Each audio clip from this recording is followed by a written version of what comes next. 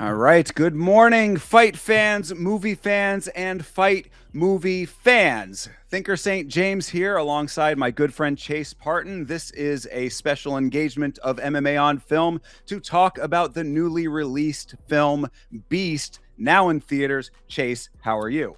I am very good. Obviously, you guys know we saw the movie yesterday. I can't speak for Thinker, but I tell you guys, I worked the whole shift, got off work, went to the wrong theater, and then thankfully they still had the showing going. It's funny. Actually, I'll tell the quick story because it is funny. I was like, man, I know exactly which theater this is. I was looking at one, and then I just remembered that I don't fucking work at this place that I used to like 6 years ago. So I ended up going to the wrong theater, and I'm like, wait a minute, this is not where I fucking Googled. Like, am I stupid? So I'm looking at the website really quick because it's 9:22 and I'm supposed to be there at 9:30. I'm like, okay, I could make it, before previews, but let's just check this theater.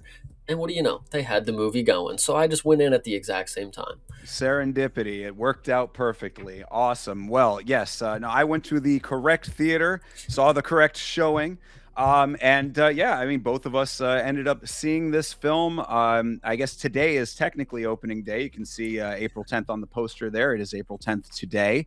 Um, yeah, so I mean, we wanted to come on and give our thoughts about this. Chase, walk it through how you'd like to go about breaking this thing down, since it's a little bit of a different style for us. I mean, we obviously got to do up front. We got to just bust out a spoiler-free edition for everybody. Correct. So we'll Yeah. go ahead and do that real quick. A few things that we will touch on. We'll make a hard stopping point. Just so everybody knows that spoiler free, and then later we'll do the spoiler edition kind of deal. So if you want to get into the spoiler free stuff, we can. Unless there's anything else you want to touch on real quick. No, I guess the only thing that I would say about my theater experience was that the coming into it, it was funny to me because we just briefly before the stream started, we're talking about who is the actual audience for this film. Is it going to be mostly fight people? Is it mostly the average civilian, so to speak, the average moviegoer, or a combination of the two? And I would assume that they would like it to be as broad as possible and a combination of the two. So I was at the kiosk. They don't have the people at the front of the theater anymore doing the tickets. So I was at the buy your ticket kiosk, and there were people next to me. It was a father and his young son, probably around maybe like 8 or 9 years old. And he was like, what do you want to see? They were just like trying to pick a movie. They didn't have a specific movie in mind. And one of them was, do you want to see the Beast movie? And the young son like thought about it for a minute, and he was like, that's fighting. And the dad was like, yeah, it's like the MMA. It kind of gave him a basic understanding of it, and the kid was just like, nah, I don't think so. So I don't know if maybe that age range is a little too young for it, but I don't know if necessarily it would have been the worst. I mean, it is an R-rated film, so yeah, maybe that's a little bit too, maybe there were a little bit too extreme elements to it for that age range specifically. But for I would say adolescence, this is not necessarily the worst movie. If you're going to, if you are a parent okay with taking your kid to an R-rated movie, you certainly could do worse than this, I would think.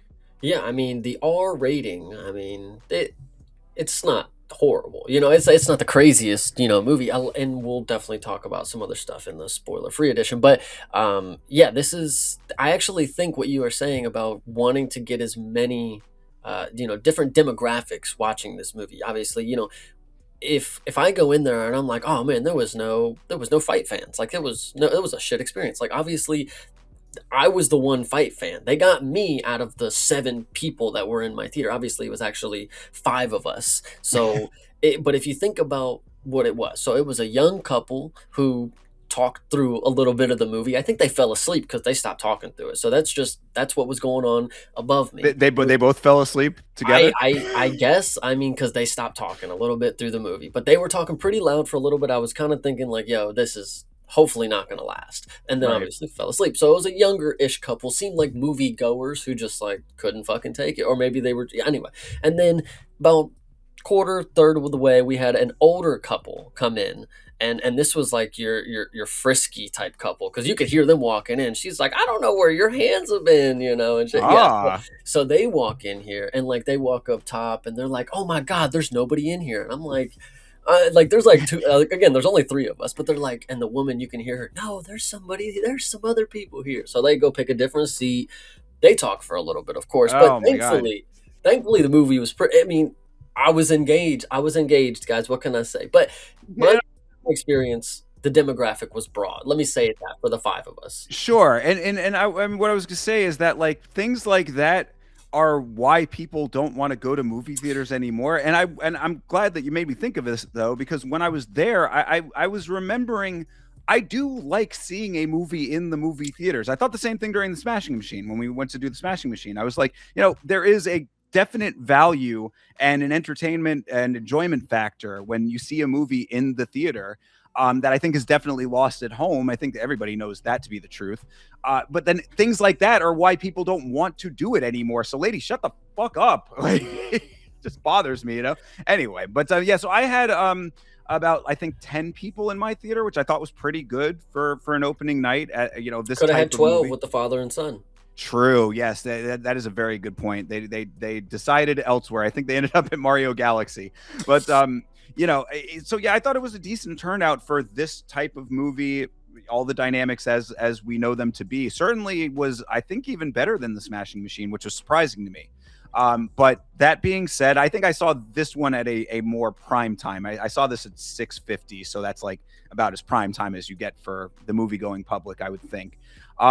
Anyway, aside from movie experience outside of the film, I guess we should start talking a little bit about this actual movie beast. So, basically, the story of this film is kind of a down and out fighter who gets drawn back into the fight world and has to navigate all of the circumstances of being a little bit past his prime, a little bit older, and the family dynamics of having a sibling who complicates his journey in the fight world, and then all of the family and things like that as well, right? I mean, that's the basic story here. Well, I mean, for the spoiler-free guys out there, what I would say about the story is what actually happens, what you need to know about it going into it is it's not as basic as you would think. I mean, there are some decent elements that make you think like, oh, this isn't your regular kind of action hero story kind of deal. It is in a sense. They have a lot of the same touching points, but they do have like they veer off and have a different kind of set of circumstances. I mean, some things come out of left field, but it is actually an entertaining set of narratives that are going on here. I actually really enjoyed a lot of it. Not to say that the cast put on a crazy amount of entertainment for me. I mean, I thought a lot of them were lacking a little bit. This was not my favorite.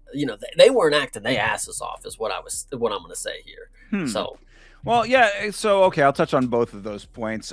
Point one of the twists and turns of the story, so to speak, or the uniqueness of the story as far as like what your standard MMA film story is versus what this is.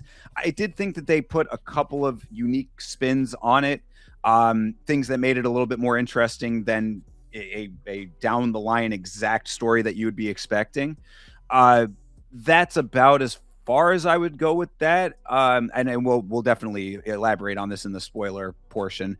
As far as the acting goes, though, I mean, maybe I'm a little bit more charitable to some of them, but there were definitely some standout performers that I thought were better than others, and some that I thought were definitely lacking. that is definitely the point to have, and also the thing that I'll note about the cast, and this is again for everybody who's out there wanting to go see this experience. If you are a big Russell Crowe fan and you are going to see this to see his Academy Award winning performance where he's the coach of the fighter who comes back into the game, that's just not what you're going to get. That is not the story that the trailer I mean, that's the story that the trailer portrayed, but the movie, the official product that you get, that's not what happens at all. So So, are you familiar with the films that Bruce Willis was doing, where like they basically were bringing him in and like they had him with the earpiece, and it was like very limited in the acting that he was doing. Bruce Willis, of course, going through some health problems and whatnot, but they were still trying to kind of like get him in films. They accommodating. Exactly, yeah, they were very accommodating, to what the roles were that he was being put into. I'm not saying that Russell Crowe is anywhere in the same circumstances, but the dynamics of how he was used in this film feel somewhat similar to that. You know what I mean? Where it's like he's slightly separated from the primary story elements. I would say is pretty fair, right? Yeah, I mean, he's on the picture and he's one of the three names at the top, but he is by far maybe the seventh cast member down on screen time. I mean, he doesn't really have that big of a narrative at the end of the day. I mean, we'll talk about it, but he's just there to bring in some dough here. You know, that's really what it is. They used his face to make more money and they gave him money for it. So That, yeah, quite legitimately. I thought that it was interesting. You know, of course, one championship. Obviously, you cannot. We can't extract that from this. One championship is a co-producer, a partner on this film, and it is very apparent that they are involved in this film throughout all of it. But the reason I brought that up was because I thought it was interesting. There are portions that take place in the regions of the world that one championship is predominantly recognized in and operates in, but the majority of the film is actually, I believe, a co-production with Australia. that is a thing. Yes. So when you watch this one, you will very soon realize that this is an Australian film. Like Right. this is not a film this is a film for Aussies. Like they would love this. The Kiwis, the Aussies, you know, everybody over there, they would love this film because this is all of their talking points. You know, all of the stuff that they say, you're blokes, you fuck offs. Like that's in this right here. Some of them put on a better accent than others. We will talk about that, of course. Um, but yeah, when it came to another thing, when it goes to the region, yes. So some of this takes place in Bangkok. Uh, you don't see many Asian people when it comes to like the head officiating in that region of the world. I know like the head commission lady, she's just a black lady. Like I mean, and I don't know who she's supposed to be. I don't know. At the end, you get some more stuff with the Asian region, of course. But I think at the beginning you see some Asian fighters, then at the end, but in the middle, there's not many people that you see from Thailand that you're like, holy shit, there's the Thai people, you know? Well, So I don't know. I think that that's one of the more interesting parts about one being the promotion that is involved with this is that if the aim was to bring in a broader Australian New Zealand contingency to one championship's viewership, then sure, I guess you may have accomplished that. Perhaps, I mean, we'll see what the numbers are like in those regions. If the aim was to expose one championship, like if the aim was to expose one championship as like a mixed martial arts promotion, and that's what you get out of watching it, then sure. If the aim was to expose like the actual culture around one and like what it represents with like all of the the other elements, the Muay Thai, the grappling, the region of the world that it takes place in generally, that I think was lacking. Oh yeah, no, for sure. And I think another thing, you know, even when it sticks out to this poster right here, there's not even a one championship on the gloves, you know, and that does happen in the movie, but it makes me wonder, you know, this is a movie co-production, you know, with one championship. There's no glove on the poster. There's not even a one championship logo on the poster. I when I first walked into this movie, I was thinking, okay, we had just heard that Zack Snyder's doing something with the UFC. Now one championship needs a movie. So I figured that they were just slapping their name onto this in some way. But it is a Australian, you know, kind of Kiwi-ish regional thing, and they do go to the one championship. But the thing again that you bring up is like one championship is majorly a Muay Thai promotion. There are some MMA, there are some submission grappling and kickboxing, but you have a story where you have a mixed martial artist who does not compete in Muay Thai, does not do anything related to Muay Thai in the one championship, but why is one championship the one bringing up the mixed martial artist in the movie? It just feels so many things are just not connected here. Am I the I don't know.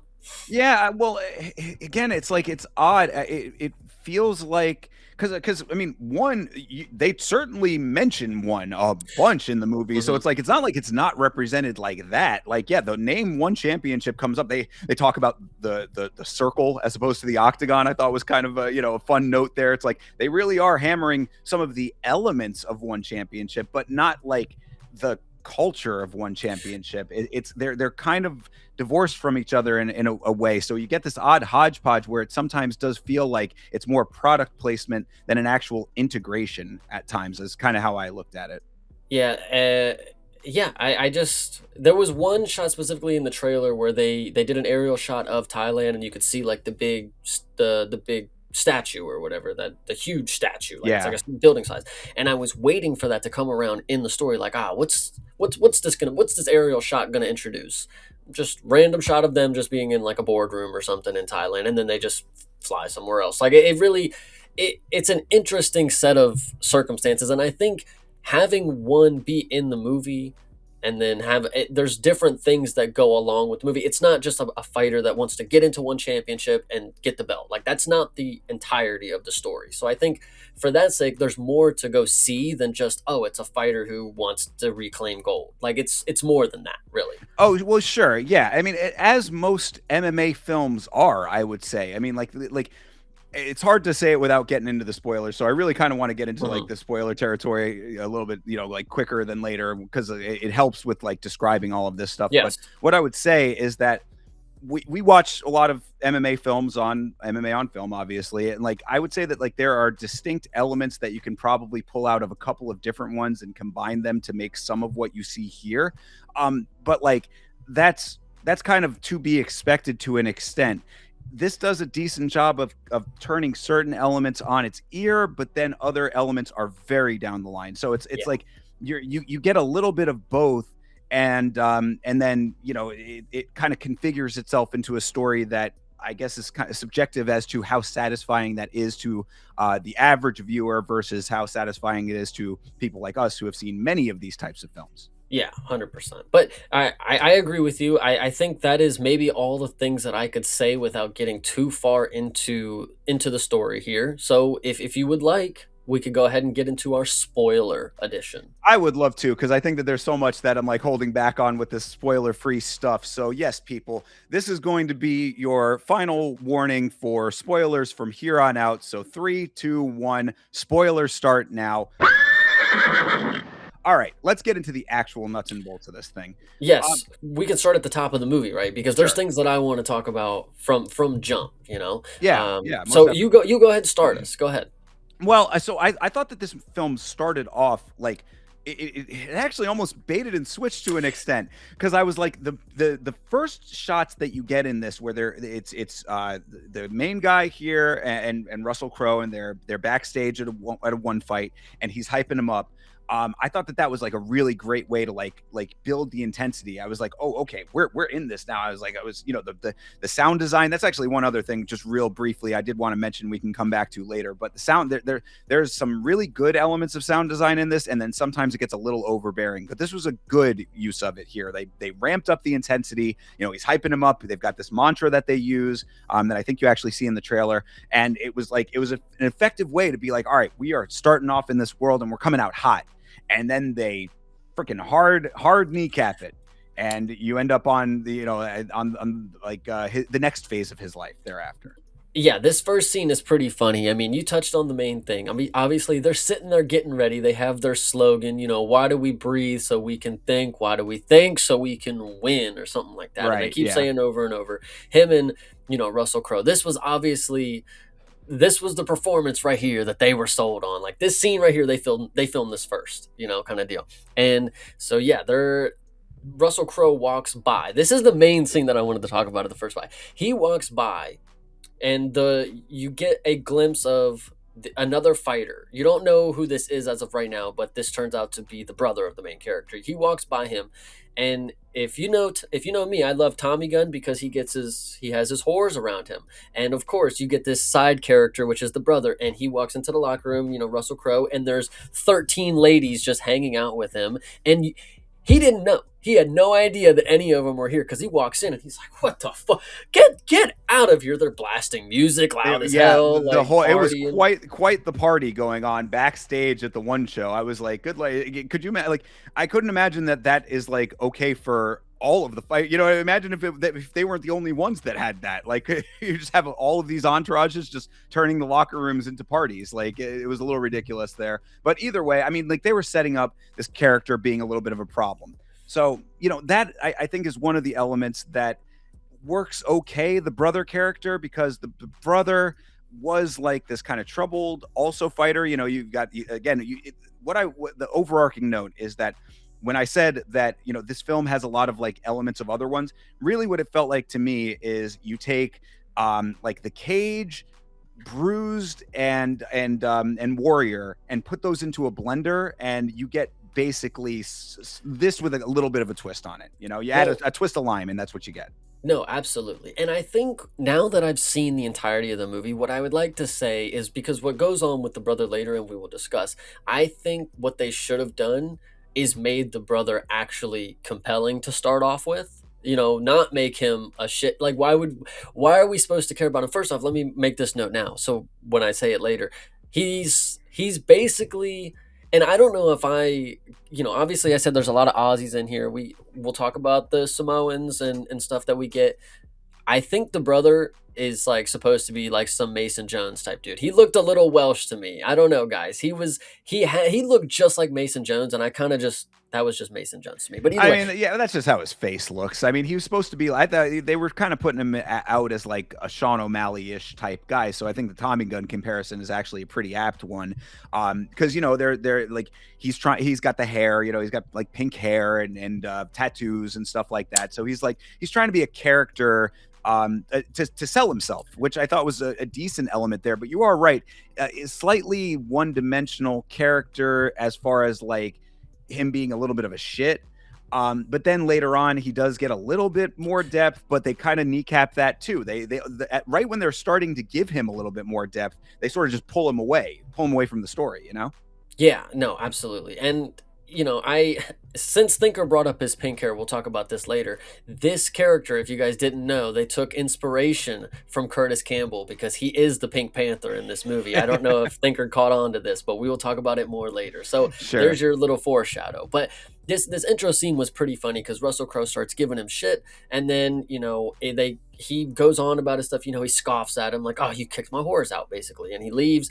And then our main character, walks out. He's ready to go to the fight. And then we get a cut to a fucking ship or a fishing vessel or some shit like this. That's the thing, is that you get this hard shift, and I was okay with it at that moment. Like it did feel like a tonal shift on purpose, so I'm like, okay, obviously they've got a plan here.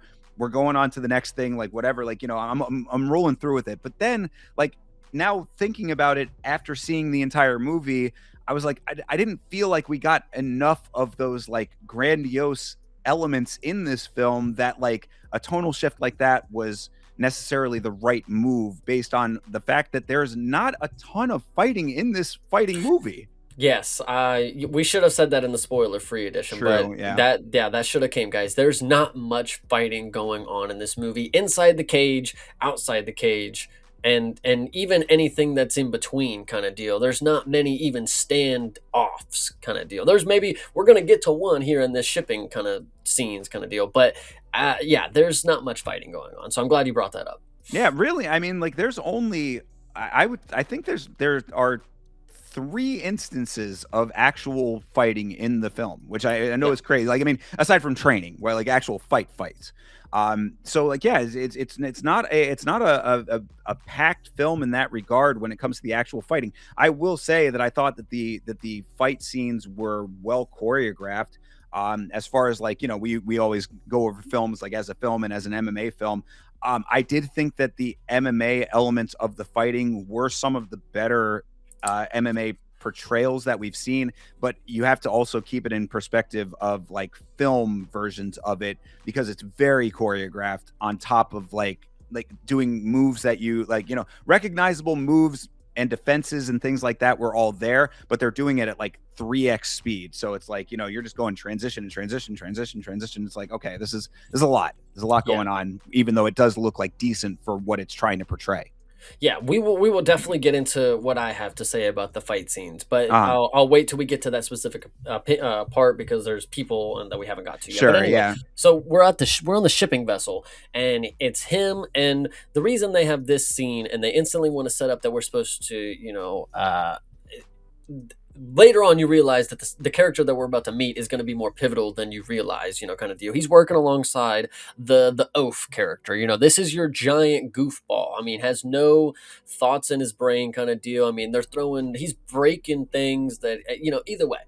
So they come back to the shore, and the captain gives them their money. He gives our main character 400, and he gives the oaf 200. You broke the net the other day, so I had to take it out your thing. And this is where you see that our main character is the nice guy, because he stands up for him like, yo, that wasn't his fault, it broke. And then, he obviously doesn't get anything out of it. So the boss walks off, and he gives half of his money so they get 300 apiece is basically what they split it off on. Right. So Yeah. He gives them the 100 to make it even between the two of them. Yeah. And the big guy is like the little John to our Robin Hood, so to speak here. He's a big kind of lovable guy, but sort of simple. Yeah, and we're establishing that this dude is our main character is like the good guy here. Which I thought was fine. It again, like there's a lot of like elements that don't necessarily I mean, I guess that they're just sort of they happen in the world, but they don't have like a lot of greater significance. Like really, I guess what we're trying to see is that, oh, he's been on this boat and they're not making a lot of money on this boat. So it establishes that he's a little bit down on his luck. We get home after that, and he meets the wife, or we meet the wife and the child there.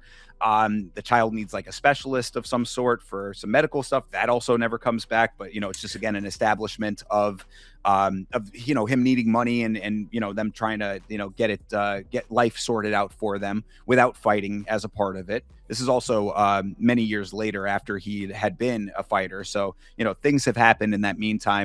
The 10 wife, year later specifically. yeah, exactly. There's a decent amount of time.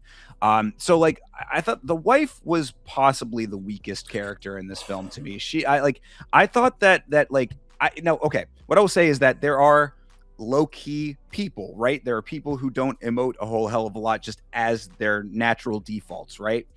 If you're going to play a character like that, you have to be a very good actor on top of it, because that's the only two things that I could say as far as this person goes. This actress is either she's intentionally being very low key, and that's you need to have like an even more subtle performance to match that level of energy because you're not emoting a ton, or you have to actually like kind of go out of your way to be a little bit more emotive, which she was not doing. So I don't know which one of those it was, but either one of those were not equaling up to a very satisfying character with her. I'm glad you brought her up so early, because yeah, so we meet her and you instantly can see she's just not even there. Like she's just, going through the motions. As a character who's playing the mom kind of deal of a child who you're supposed to it's like you're supposed to have like a special needs kind of connection, I believe. That's what I was getting from the from With the the daughter? yeah, that's what I was getting from it. Yeah, I mean, she didn't really seem like special needs in I that mean, but way. everything's it's a spectrum type of thing. That's what I Yeah, was reading from it. okay. I didn't really pick up on that necessarily. I mean, granted, they did say Do you she think it needed was a like a medical thing? Is that how you read yeah, it? Like, that's how read but it. I we mean, didn't see no hospitals with her, or like well, she that's wasn't my ever. point. Is that they never really did anything with it. So it's like I thought that she seemed like kind of just a normal kid to me. I'm, Like well, either way, that's what I read it as. I would have think if they were trying to sell like a medical thing, like we would have seen a doctor talk to him or something like, "Hey, here's a medical bill" or something. Like I think it was like we need to send them to like a special school kind of deal. That's what I was reading it as, like a specialist, like to help with behavioral special, like okay, that. I mean, well, fair enough. Then either way, then I guess the answer is that if they didn't like give enough of an impression one way or another, kind of lacking in that regard. Then, True. Yeah, actually, leaving it up to interpretation is right? basically what they left for us. But yeah, so we meet the household. The wife is what you'll soon to find out that one of the worst characters here. She's not one. Her character's kind of unbearable. She doesn't flip flop, but she acts one way and then she'll say another thing, which is kind of annoying. Um, Well, yeah, I mean, like I think that was an okay like progression because basically she started, with tropes in MMA on film. Like I definitely want to like go at some point and like put together a list of all of like the tropes that we see commonly in these films because they come up so often. But she's of the trope to begin with, at least, of the "I don't want you to fight" wife. That's a very normal one, or the spouse. I don't want you to fight spouse because she that don't what. I was gonna say that's not what they were reading it as at first, because she was supposed to not even know about his past because he says that, because what you'll soon find out is in the 10-year gap, our character had been in prison, Right. and We then eventually find that out. Yeah. yeah, so and he alludes like he had been hiding that. This is how I read it, at least. She was not supposed to know majority of his backstory. He had been very good at hiding that portion of his Oh, see, life. I didn't get. I thought it was that she knew it, but she was like that. You've left that behind you now, kind of thing. You know what I mean? And Like she's aware of it, but it's like okay, that's in the past. I get that portion of it too, but the way she acts and like how she, she's dumbfounded that he wants to be a fighter. Like that's the way that it's portrayed a little later. So you are right, like how would she not know? But Well, we've and watched also because movies. but the brother is still fighting too, so she's got to have like some frame of reference True, for you are right. I was wondering a little later, like how was she so amazed that he wanted to do this? But we'll get into it, of course. So the wife, I did not like her performance, unfortunately. Yeah, But same. it is what it is. So yeah, we find out that he needs money, and before the scene, you find out that he'd give up his money for his family to a random guy that he works with, kind of deal. So compelling to some, yes, but when you think about it, it's like, damn, dude, you got a family for your own. You just gave up $100 fucking, I mean, Like, well, I guess the idea also is that it's like it's only $100 in like the grand scheme of things because they I mean, $400 total is not going to be enough for wife, kid, husband, and then what we will find out to be another child on the way. yes, yeah, absolutely. So that's a good one, and yeah, I think that's maybe the last thing I have on this scene. Yeah, Um, well, because then we end up getting into the portion where we find out that the brother is also a fighter and that he's fighting currently still. And yes, this was one of the most, this part of the movie, like as far as the MMA portion of things go, was kind of embarrassing is not the right word. I don't want to like because that's a little bit of a loaded word and a bit too strong. But like so basically what the scene is that the main character is like I guess in the basement and he's hitting the heavy bag and he's watching his brother fight on TV in one, and his brother just gets fucking annihilated. I mean, like this was just an annihilation performance. And then we're supposed to, throughout later in this film, kind of acknowledge that the brother is like a good fighter. And it was like you did not portray him as a good fighter here. And this is the only fighting that we ever see him do, aside from what in an in-person fight that like up until this point, I guess is a better way to say it. Up until that point, we never seen the brother fight. This is our first exposure to him fighting, and he gets obliterated. yeah, no, and it's not just obliterated. It's a crucial point to the story that he knocks him down. The fight is called off, and he lands a late shot. True. Now, Yeah, that is crucial. what you need to know is that when you watch this as a fight fan, I mean, that wasn't no late shot at all. The ref did not step in. The ref did not even touch, bro. I mean, And they said that too. They said they were like, "Oh, the referee was stopping the fight and he hit him." And it was like, "What? Where was that?" I mean, like, yeah, yeah, the poor portrayal of that for sure. Because yeah, he does go for a shot at the very end, but like it didn't line up with what they were trying to portray it as. But that is a crucial point to the whole rest of the story. So you'd think that they would have made that a little bit more apparent as to what they were trying to get across. I totally can understand though, as somebody who's a casual viewer, when you hear the bell, that's the end of the fight. They don't know that, oh, the ref has to actually like, get in there or they will keep hitting him, kind of deal. It's in a sense like you would believe like, oh, when they hear the bell, the fighter would stop. But that's not how a late stoppage actually works. We see them all the time. The ref has to like pull these people off of them, kind of deal. And we just did not get to see that portrayal of it. It was a more casual viewing experience portrayal, I would say. Yeah, well, I mean, like, in theory, the fighter should hear like the clapper and know that the round is coming to an end at some point. But yeah, I mean, like if they end up going past the bell, I mean, like it's one of those gray areas. I would say, right? I mean, like there are times where it's like if it is a late hit, it's if it's an unintentional late hit, whatever. We what they're trying to do is set up the other guy as sort of a scumbag fighter. Yes. But like I don't think that it necessarily was like the best way to achieve that in a short period of time. Through what they're trying to get across, because really all it made it look like was that the brother was not a great fighter. That's how I read it. True. And if you want to know how bad of a fighter he is, I mean, talk about getting sent to the hospital because I mean he got sent to a coma, guys. This is instantly how crazy it gets for the brother. I mean he gets beat so bad with a late hit, and that's what you're supposed to believe is like the late hit is what sent him into a coma. You know, it's not the competition itself. It's not him being so bad and taking so many unnecessary blows. It is the late hit. It's the Well, scummy move that put him into the coma. and that's a great point too, because I thought initially when we're seeing that hit happen, that late hit or whatever, I thought that they were setting it up as a back of the head shot.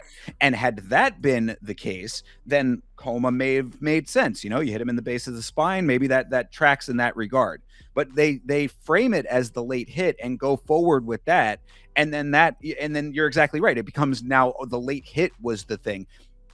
I hate to break it to you people, whether it's a late hit or within the time, within the regulation time hit, it's going to have the same impact, I would suspect. I mean, like, why, you should have set it up as the back of the head shot. You should have set it up as a foul. Why, like, that should, like, because, I mean, granted, it would have been a foul either way. But my point is, set it up as a back of the head shot so that A, it accomplishes the dirtiness, and B, it makes sense as to why he would be in an actual coma. Yeah, but I think that also goes back to a casual viewing experience. You would have to explain what is a legal strike That's to what Dom Lau somebody. is there. Or that's what the main announcer guy is there for. He was all over this film, by the way. That one championship announcer guy that's always talking. Hmm. So I Yeah, mean, no, he could have said absolutely. that. Oh, shot to the back of the head. That is expressly illegal in the one championship rules. But you know what I'm saying? Yeah, I definitely can hear you. I don't know. I think for a casual experience, I would still stand that like it's easier to explain after the regulation is over, kind of deal. That's a foul versus why would a back of the head strike if you could punch him right here? You know, like I think the casual would start asking too many questions. Maybe I don't know. Maybe whatever. Either way, I mean, you could have done both. It would have True, also been true. fine. But either way, whatever. So yes, he ends up in a coma, the brother, and then not only is he in the coma, the main character goes to visit him. He's got this girlfriend that is like kind of this nice girl character, which is kind of funny to me because it's like she's sort of like a sweet girl, but he's like a bit of an asshole. So it's a side dynamic there. She calls to bring the main character over to to visit him in this coma, try to figure out what's going on. And then we also find out that not only is he in the coma now, but he also is in debt to a mafia kind of figure, like this underworld sort of guy. This was, I thought, the biggest missed opportunity of this film. Not necessarily missed opportunity, but more like why kind of thing, because like, or just why was it there if you weren't going to use it? It was almost a Chekhov's gun kind of situation. Like, why was it there if you're not going to do anything with it? But because basically, yes, the brother is in debt to this mafia guy who the main character knows. He's familiar with this guy, and so we've got to pay this guy back, and we've got to try to make this debt go away in some way, right? That's what, the brother is now in a coma. He's also in debt. How is this going to get fixed? Yeah. No, this one, first off, let me start with the girl. She's probably the second worst. And I hate to say this, and I'm being mean to all the women in the cast, and I apologize, but her character was written so bad. Her She, character was she what? she's just nothing, you know what I mean? She's just not like, she doesn't like bring anything to any, like, to the story aside from being like a person who sets up things. She sets up things, but she waits until the last possible moment of doing anything. Like she sits there and she's like bursting of tears, and then she'll be like, "All right, I'm sorry. He took money from the mob," and it's like, Oh, "What did you wait until he's been in a coma to say something?" Like that's so funny, and that also happens again later on with the exactly. which is yeah, I didn't even realize that until you just said it, but yeah, that's a funny element to her for sure. I guess you're supposed to get the impression that she's somewhat like meek, that she's like kind of like because she there's a character she reminds me of. Oh, she reminds me of the guy in Roadhouse who was like the biker, but he was like he didn't want to be one of the biker guys or whatever, where he's apologizing for how they're acting. It kind of reminded me of that a little bit, where it's like, she's not really as bad as the brother and the rest of the crew people might be, but she's still just part of the deal. So maybe she just doesn't know how to act correctly, I guess. But it's like, I don't know. Yeah, no, she was definitely, gosh, she was something. But yes, so the mafia, the little mob boss, doesn't really amount to anything. Like, if you thought this was an action movie that just happened to take place with a previous fighter inside the cage or whatever, this would be the jumping off point where he's like, I gotta go after the mob now. I gotta go get them because they set my brother up and they put money on him and he owes them. Now let me go pay his debts and I'll go murder them all. That's not what happens. Not what happens at all. Figures out, what exactly happened. He asks the girl, how did he get the money, or what did he? I'm trying to think. So he took the debt to pay off his team and his camps, and now And he's also just to continue the lifestyle. That was the big thing, the big note. yes. Yeah, the lifestyle that he's trying to portray to sell himself as a big shot. It costs money, so he took money to from this mobster guy to prop his image up. Yes, and so then he took the fight with Grau so he could pay off his debts with the mob or the mafia, whatever you want to say. And I can't remember the numbers that they were offered. 50K, I think he was Right. offered, the brother. Mhm. So our main character, he's a little distraught about it, and now I think he just leaves. I think he goes into the waiting room. That's right, Right. and they go into the waiting room, and then you get to see the knockoff Brad Pitt come into the movie. Yeah, this is the Hemsworth here is the third Hemsworth. I don't know if you knew there were three of them, but this is the third one. This is Luke Hemsworth is the manager of the guy who the brother was fighting, who is set up as a rival to not only the brother but to both of them, because we Yes. will find out that that the main character fought and beat this guy very quickly in the past, and Six then now seconds. 6 seconds, quickest knockout in one championship history. They've made a big point to mention.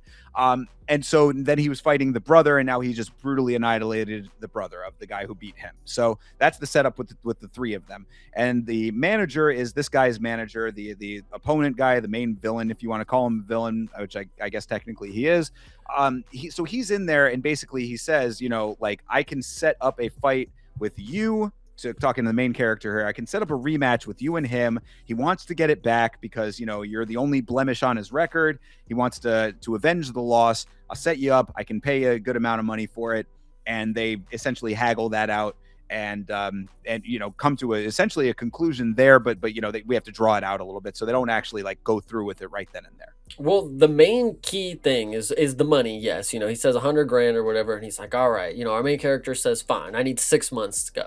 6 months." And this is a funny thing because it comes back very quickly. He says he needs 6 months to do it, and the manager replies, "You got 7 weeks. Take it or leave it." And then so we leave there with an open ended kind of negotiation. We haven't really discussed. He obviously has the offer on the table, and then obviously the manager knows that he set the seed. Now he's got to go talk to our villain character and stir the pot a little bit. So I'm trying to think the next thing. Does he go back to the house after this and talk with the wife? Yeah, well, because they're back there, and he's basically saying he talked to me about wanting to fight, and I said no, and she's like, do you want to, or are you thinking about it? And he's like, oh no, of course not. And she's like, oh, you are thinking about it. And I was like, lady, like, well, you're badgering this dude about doing the thing that could actually A, make you set you up, and B, he's telling you that he doesn't want to do it or was not thinking about it or whatever. Like you're not helping the situation by like kind of being the way that you're acting right now. And this is exactly the way she's acting. Like if she would have been like, "You told me that you were never gonna fight again," if she would have just no, do you want to do it? Like, are you sure you want to do? Like, you could do it if you really want to do it. Like, why are you playing the game? Like, if the deal was he was never fighting again, if you got other ways to make it, a little earlier, she said she'll pick up another shift. I think so. Go get 3 more, girl, if you don't want him to fight, because this is a lot of money that could be made. It could clear the debt, it can pay for the specialist, and we will just be able to have, I think he even says it'll just keep him afloat for a little bit. It'll just Right. keep them in the mix. So Yeah, exactly. And then that ends up being what he ends up doing is that, behind the wife's back, he does take the fight. And I actually thought that this was one of the better elements of the film. They make it very clear he took that fight for the money. He would just mhm. wanted it for the cash. Like he wasn't doing it for glory or to try to become the champ or anything like that. He was just taking this fight for the money, just to, give him a little bit of breathing room. No, this is one of the story elements that makes me mad. The fairy tale ending is just the guy who just takes the fucking money, and I just got to make the fight. Well, but see, I don't have to train that. I just no, got to no, no, make no. it But to see, the but fight. that's different though, because like I don't agree with that, because they do throughout the course of the story evolve it so that it's not I that anymore. I agree, and that's why there was a caveat at the beginning. There's a lot of story elements that are the same that they could have just went down a very easy route with, but they do turn it on its head, and this is not as important of a thing later on, I would say. But for me to believe that this is what people are supposed to watch and look up to. When they watch movies for the fighter, be like, yeah, he threw in he phoned it in for that last fucking fight, bro. $100,000. All I gotta do is show up. 6 weeks of training. Let's do it. Fuck it. Well, yeah, exactly. This is like where it started versus how it ended. Basically, was where Yes. we ended up with all that. But so yeah, so he takes that, but then the pivotal point of the late shot that we were just talking about earlier does come back, and this is another element that I thought was a cool little spin in this movie. Because I mean, there's other things that happened before that, of course, but like, well, so I mean, yeah, I don't know if we want to go out of orders for that. So I guess we can wait on that. We'll wait on that because I think it's important for you to understand what the timeline here. So Sure. we haven't gotten too far into it. We find out the wife is got another baby on the way, which is another crucial point that this all takes place very very relatively in a short amount of time. Sure. Considering there's a coma, there is a pregnancy, there is a title fight. These all happen within the same time period. You Yeah, know? it So, has to be under 9 months because she's still pregnant by the end of the movie. and it ain't that big of a bump. Let me just tell you Sure. guys that. I mean, it was maybe anyway. So yeah, I think okay. So we find out she's pregnant. He takes the fight without her, and then we go back to the boat. Is this where we're at now? Oh yeah, where because he ends up quitting the boat, or not? He gets fired from the boat. Yes. Well, this is where you get a funny scene with the oaf character actually first, where he's like, "Man, we should grow some weed," and he's like, "Oh, okay, yeah, you got somebody that knows." He's like, "Yeah, I got a buddy. He just takes a seed every now and then. He throws it out in the yard, and he comes back in 6 months and he makes $1,000." And he's like, "Oh, damn! Like, where's your brother? Or where's your friend?" And he's like, "He's in prison." And he's like, "Oh, what's he in prison for?" He's like, growing weed. And it was it was stupid because they're setting up this character to be the dumbest person you've ever fucking met. And gentle giants exist. People aren't book smart, they can be street smart, vice versa. But this guy right here, we talk about Bloodsport, my favorite character, the giant Asian man. This was the giant Asian man Yeah, equivalent. Like this they is do could match up. yeah Lenny from Of Mice and Men for sure. Exactly. A big simple guy. So yeah, that was definitely a kind of a groaner joke moment there. But yeah, so this boat is the worst fishing boat ever because they never catch any fish. So they're not making any money. And he's getting into it with the captain. Captain is an asshole. He's been an asshole the entire time. So the captain ends up firing him, and that's that basically. Now he really needs to get cash. It's like, okay, now I have to take this fight rather than I just want to take the fight. This is going to be your note in the video to go ahead and watch the movie yourself because there is an issue that I noticed and I don't know how it's not bugging anybody else. So in this scene, he tells off the boss. He's like, "Look, dude, your fucking boat sucks." And the boss fires him. Boss walks back. He pulls a flare gun on him, by the way. This is a funny thing. Not even a real gun, not a machete, flare gun. He points it right at him. He's like, "Dude, I'll burn you with this." Like, sure, whatever. So our main character walks away, sorry, this is where the error comes in. So he walks away initially, and then the captain says something, so he drops his bags and then he walks back, and that's when the captain pulls the flare gun on him. Well, when our main character walks away because he gets bitched by a smoldering rock or whatever they shoot out of them things, he walks away and his bags are just up on the fucking dock. Like they're just like nowhere near him. I did notice that too. Actually, that's funny that you mentioned that. I did he throw them up there? Like I don't know if we were supposed to imply that he just like grabbed him and threw him. Like, yeah, you fucking pussy. I don't know what he was doing, but he had to walk up to a different area where his truck was, and his bags were just by the truck now. Like I don't know how they got from dropping them by his side all the way up to a different area, but that was just an interesting portion that happened right there. Yeah, a little continuity error or whatever. For sure. Yeah, it definitely was somewhat noticeable though too, because I thut the same thing. I was like, I thought I put him down next to him or whatever, Yeah. but yeah, either way. Not. I mean, again, like in the big picture, it's like it certainly was not as big of a noticeable one as like the dude in Bloodsport jumping from one direction and then coming in at the other direction kind of thing. Yeah, but fair. it was definitely, in like in 2026 you'd think that maybe not, maybe they wouldn't have those kinds of problems, but either way, I guess we're kind of dwelling on minor things, but So yeah, the next scene I think we get our main character. He gets in the car and he drives to a gym. I think that's where he goes, right? The next scene he goes to the gym. Well, no, I think he actually he takes the fight at that point because he hadn't taken it up until that point. That's where they're in the hotel. He's talking to the main guy. That's when the you've got the 7 weeks comes into play because he hadn't actually signed the contract or anything up until that point. They'd only kind of verbally had talked about it a little bit, but now he knows that he needs the money. So he goes to the hotel. He's like, I'm gonna, I need the money. I want half up front. The Hemsworth, the manager guy, agrees to all of his terms. So I was like, okay, at least that works out. And then he ends up paying back the mafioso guy.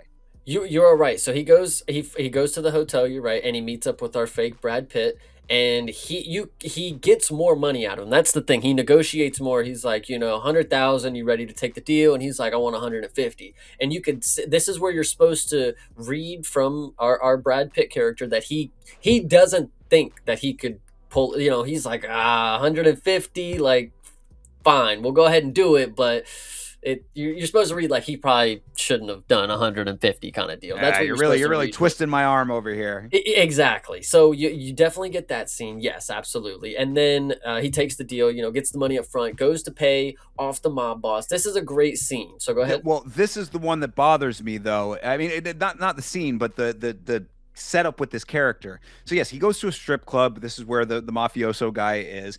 Pays him back in full. He's like, my brother's debt is paid. The mafioso guy is like, hey, you're an honorable guy. If you need anything, if there's anything I can do for you, just let me know, whatever. I like you, you handle business correctly, all that kind of stuff.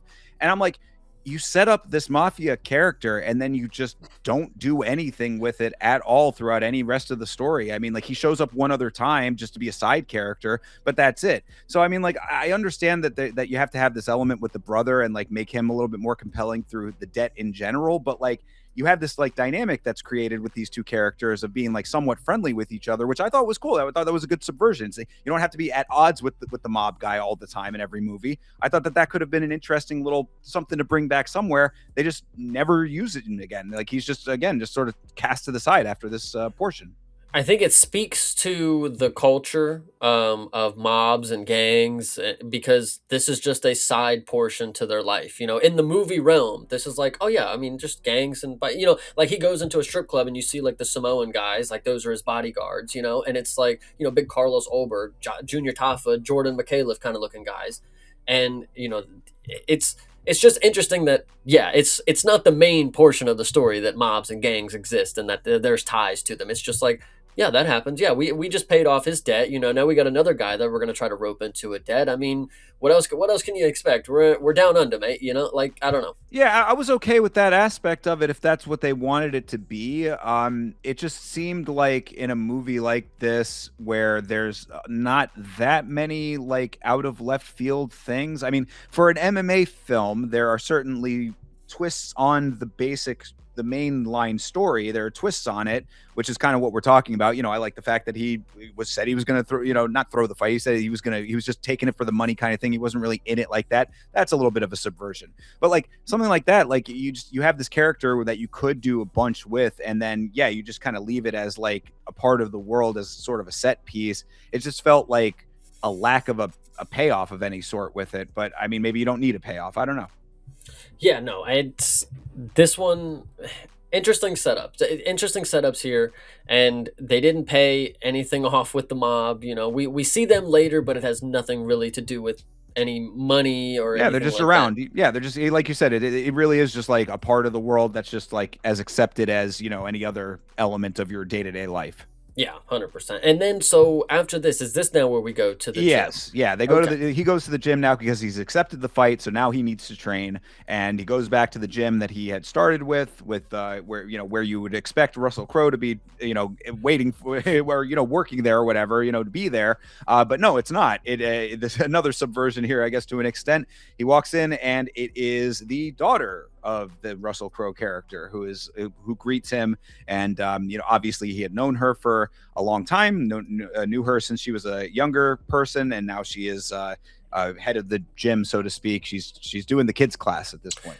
That's a crucial point to make here, is that he because he eventually talks with her. He wants to get Coach back. And she's not having it. She's like, yo, she's saying that he's not going to help you. You're not going to be his star pupil anymore. You messed that up. He's going to tell you to go fuck off. Basically. And the woman here, Rose, is that her name, Rosie? Yes, Rose. She has the worst Aussie accent. She's trying really hard. I don't know if maybe she is Aussie. I don't know. I was reading it as she was trying really hard and she was breaking in and out of the accent a little bit. So this I scene mean, specifically was hard for me.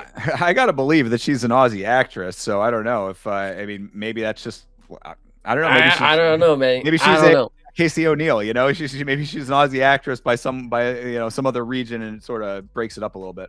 Maybe, but so anyways, yes, she's confident that I could do it. I could be your coach. He's not going to do it, but I'm going to do it for you. He taught me everything I'm going to be able to teach anybody else. As she's teaching fucking 12-year-olds or whatever, she's going to go ahead and teach a mixed martial artist who's not even close to their prime anymore to get them back into the game and then challenge for a title. For a title, yeah, that's the other thing. We haven't mentioned that. Yeah, they don't even say that during the brothers fight. By the way, that he was fighting for a title at that point. I don't think if they did, it was a very very passing mention of it. But yeah, this is the guy who is the rival of the brother and the main character is the champion of one championship, and the fight that the main character is going into is a title fight, middleweight.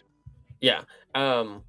Yeah, no, absolutely. I'm trying to think of because we're talking about the villain and we haven't really been formally introduced to him yet. And I think here soon we're going to get, because yeah, Rosie, he accepts her to be his coach. Cool. And then I think we get Russell Crowe to like walk out. This is where we finally see him again, right? Does he come out here or does he wait a little bit? He comes in a little bit later. Okay. Because yeah, she just basically says, I'll train you. I'll, just show up and we'll do it together, you and me.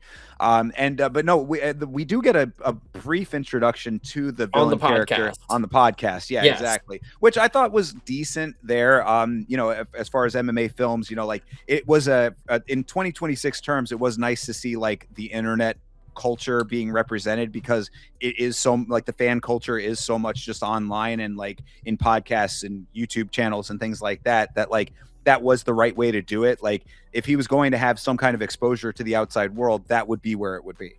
This character, the villain, and this goes back to The Cage as well. I think the villain in The Cage was one of the better ones, and I think he did a really good job. I think the villain here, so we learn his name is, I don't know if we even learned it yet, but his name is Xavier Grau. And on the podcast, he's chilling with it. I at first was thinking like, oh, this is going to be our Ariel character. But like, no, this is just like supposed to be some random podcaster that just got an interview with a guy because nobody wants to interview some guy who's, a dirty fighter kind of deal. So he's interviewing him. He's like, man, everybody's wondering about that late shot, man. What was that about? And then the way that they treat the villain. And I think this is one of the better movie villains that I think we've had in a while, I think. To be fair, I don't know if you feel the same way. This dude was I've never seen him before, by the way. Is it Daniel MacPherson? Is he or is no, that's the main character. So yeah, I don't remember what his name is, yeah. He was good. Like he was obviously portraying a fighter who was also evolved in life. He's not a young fighter, he's not a young guy, but he definitely had like the arrogance down, like the way the camera was panning in on him, like the facial expressions that he had and the music that would play, like how it would drop when he was ready to like say his his lines or whatever was really good. He's talking about how it wasn't a late hit, that's fine, but then they ask him, what do you think about getting, I hear you're getting a rematch with the guy who beat you in 6 seconds or whatever. Does that ever linger around in your mind? And then like you can see he's like not taking it well. Like I think they did such good stuff with the villain here. So go ahead, let me hear your opinion. Yeah, I mean, I didn't like hate the villain character, like as far as like the portrayal goes or anything like that. I thought that it was interesting that they made him so dead set on like targeting. He almost had like an Alex Pereira, Israel Adesanya kind of thing going on with this family, with the brother and the brother. So like, the two of them. So, I mean, like, the main character and the brother are like the rivals of this guy, basically. So it's just like, he kind of has like this like determination to have wins over both of them. I thought that was an interesting element, I guess. But then what they end up doing with it kind of was like, not really great to me. Like he as a character was not bad. I didn't like the navigation in the story, because what we'll get to is, like this big underground element, which, we can talk about when it comes up. But like, I'm sick. I guess I'm kind of tired of that trope. When it comes down to it, at the end of the day, like, we've talked so many times about how there are underground smokers around every corner in every city on the planet. This comes back basically in this story, and I guess I'm just a little over it, perhaps, because I just thought that for this character being a champion of one championship, like this is a champion level fighter who is doing this nefarious shit, you know? Well, we're gonna get into a story plot that maybe adds into the element for the over exaggeration of going to do something like that. But Right. so I think after this is this where we learn? Do we go back to Bangkok and we're at the commissions after? Is this after I this? think so, yeah, because I believe that, yeah, I think that that does make sense. Because yeah, basically what happens there is that, and this was actually one of my favorite elements of the story. I wish that there was actually commissions on the planet that operated like this and would do things like this. But basically, what happens is that, so they had said, that 7 weeks was the amount of time for the training for the main character, because that's going to be when he's going to fight this champion fighter in one championship. But the commission will not allow the fight to take place because he is now suspended the champion based on that late hit. I was like, how true to life is that? I want to say A for realism, but we don't see that very often. So I don't know if I necessarily can go that far, but I did like it for this story because it definitely added an interesting element to things. So essentially, the main character gets sort of saved by the contract. They even say that in the movie. Oh, you're hiding behind the contract. That'll come up in a couple of beats here. But that's essentially what happens, is that because he is now not cleared to fight, he's essentially suspended. This fight that they have that had been set up contractually cannot take place. Yeah, and this is a really good scene. Again, I think this is part where the villain I think shines because the shot that they have. So after he finds out that he can't fight, he's like, "You're suspended, dude. You're not gonna fight." They have a shot of the entire boardroom table and everybody's getting up, packing their bags or whatever, and he's just sitting there. It's a really good shot that like you could see like this is all he wanted. Like you fucked him over kind of deal. You could see him festering on it. Like how am I gonna figure this out? I think really good scene to end it off. And then we go back to the house, and this is where our hero is telling the wife. They're on the back porch swing, and he's finally telling her that he accepted the fight, or she finds out that he accepted. I forget. Well, that he's basically saying that no, she already had known and she was angry about it, so he had been Okay. like Oh, kind you're of right. in the You're right. doghouse for a while. But now he's telling her, he's like, I don't have to do the fight. The fight is off, and I'm still gonna get paid. Yeah. And like, again, you had said that you were being a little hard on the women in this movie. I think it's understandable for this film, so it's not a sexism thing. But like, I would be, I could definitely make a somewhat sexist comment here to say that it's like, yeah, once the money comes through, everything is okay now. You know what I mean? And like, I don't know. They're making me have to say that in this film because it's like, she's all upset. She doesn't want him to fight anymore. Blah blah blah. I don't care about the money. What am I going to tell your daughter when you're in the hospital? All the stuff that we always hear. But then it's like, I don't have to take the fight, and I'm getting paid, and it's like, oh, okay, everything's great again. It's like all of the things you were mad about were not those things. Like, you were mad at you, or at least what you said. You're mad about him lying to you. That's basically what the main issue was here. And you were mad about the fact that he was going to take the fight at all. But no, now it's all okay because he doesn't have to do it, and now you get paid. I I actually don't think everything was a-okay. I mean, it was. She eventually came around to it. He said the line like, can I get my wife back now or whatever? Right. Fine. But then he ends up sleeping on the couch, I believe, because the next No, scene no, that was before. no, I think it was this one because he wakes up, his phone alarm or whatever goes off and he gets up and he goes outside to his truck because that's where he's about to go start training. And that's where we meet the Oath character waiting by the No. car. That was all before, bro. That all the stuff with the. Oh yeah, I guess we didn't say that about the side character. That guy. He becomes like his like entourage guy. That hasn't come around yet because he didn't go back to the gym to start training yet. He brings him along for the training, which is another crucial scene that we get to because the side character that you're supposed to believe is just some oaf. He's just a nice guy around the parts, and he pays. He gives him the money. We work together, chop chop. Well, he's just waiting outside of his house. He doesn't have anything to do, and he's waiting for what's his name, Patty? Is that what they call him?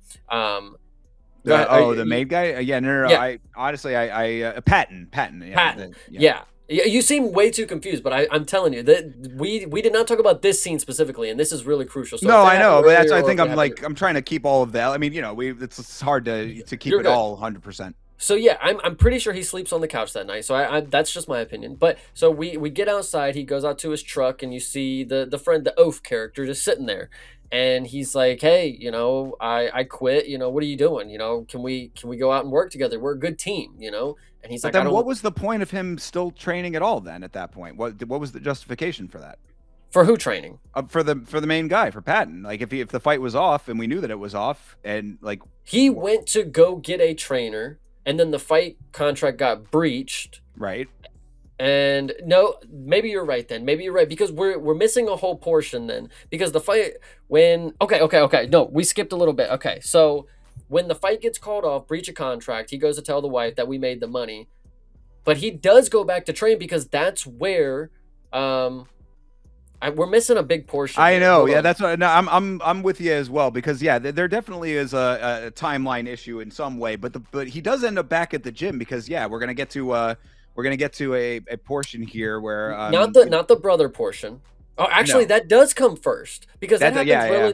that happens relatively quickly. Okay, so let's just throw. There's two big portions that happen in the gym. I don't know how we get there. The oaf character, they end up going to the gym together. They run there and they're practicing, and this is where you get Xavier Grau, and he comes into the gym and he demands that we're going to make this fight happen, outside of one championship. I'm suspended, you know and then this is where our main character tells him, like, yo, you breached the contract. This is not, I don't have to fight you now. You paid up. All, big ups to you, mate. And then this is where Xavier Grau gets in his face and he's like, I didn't know you were a pussy bitch or whatever kind of deal, that you were going to hide behind the contract.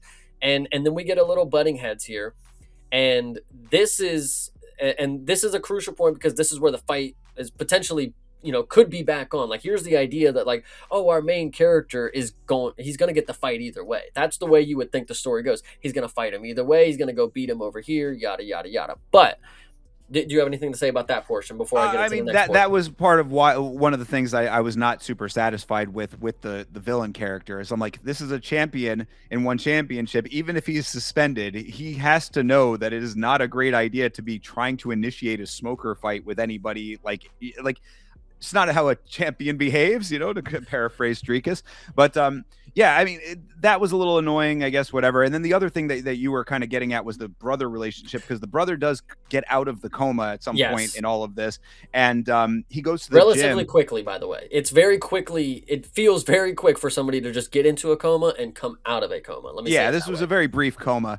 But so yeah, he gets out of it, and then he comes back and is not at all grateful for the help from the brother, because the brother, I guess, had abandoned him at one point. And we're gonna find out eventually, like, what this main character, why everybody is like mad at him, including the Russell Crowe character and all of that. But yeah, the brother is not happy about him paying off the debt. And one thing I thought was interesting, and I thought it kind of was a cool note for this film, was like the idea of whose fight it is, like, because the brother comes in and says, that's my fight, like, That you're taking my fight away from me. That's what I like about it too, because when the brother enters the scene, it's actually a pretty slick intro. He kind of, like, he hits like a little whistle, like a villain whistle, and like the doors open and he gets out the truck because you don't even know who it is. You're like, oh, the villain. He's coming to the gym, like he's getting his fight. Like I think it was after he said he wanted to do it, outside of the organization. I think I was like, oh, he's gonna show up and he's gonna come, press him at his own gym, and I was like, oh, here we go with the cage again, but. It wasn't the villain, it was the brother. And that's the most interesting thing, is I think that this is again where the story could have just went so many simple ways.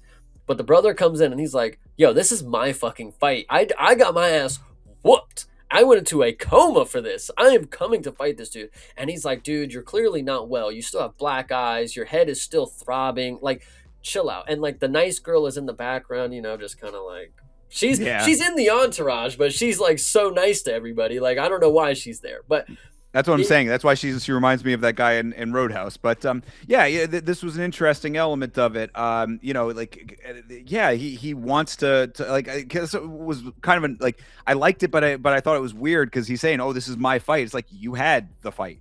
The yeah, fight was what put you in the coma. So what are you talking about? But I don't know.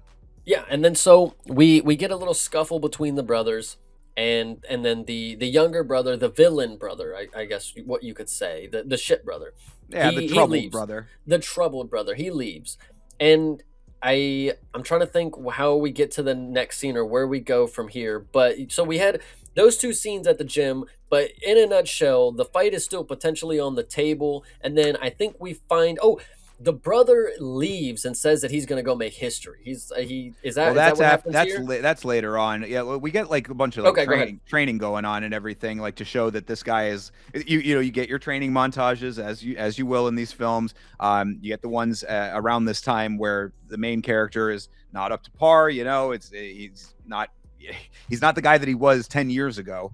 So that's all kind of weighing on everything.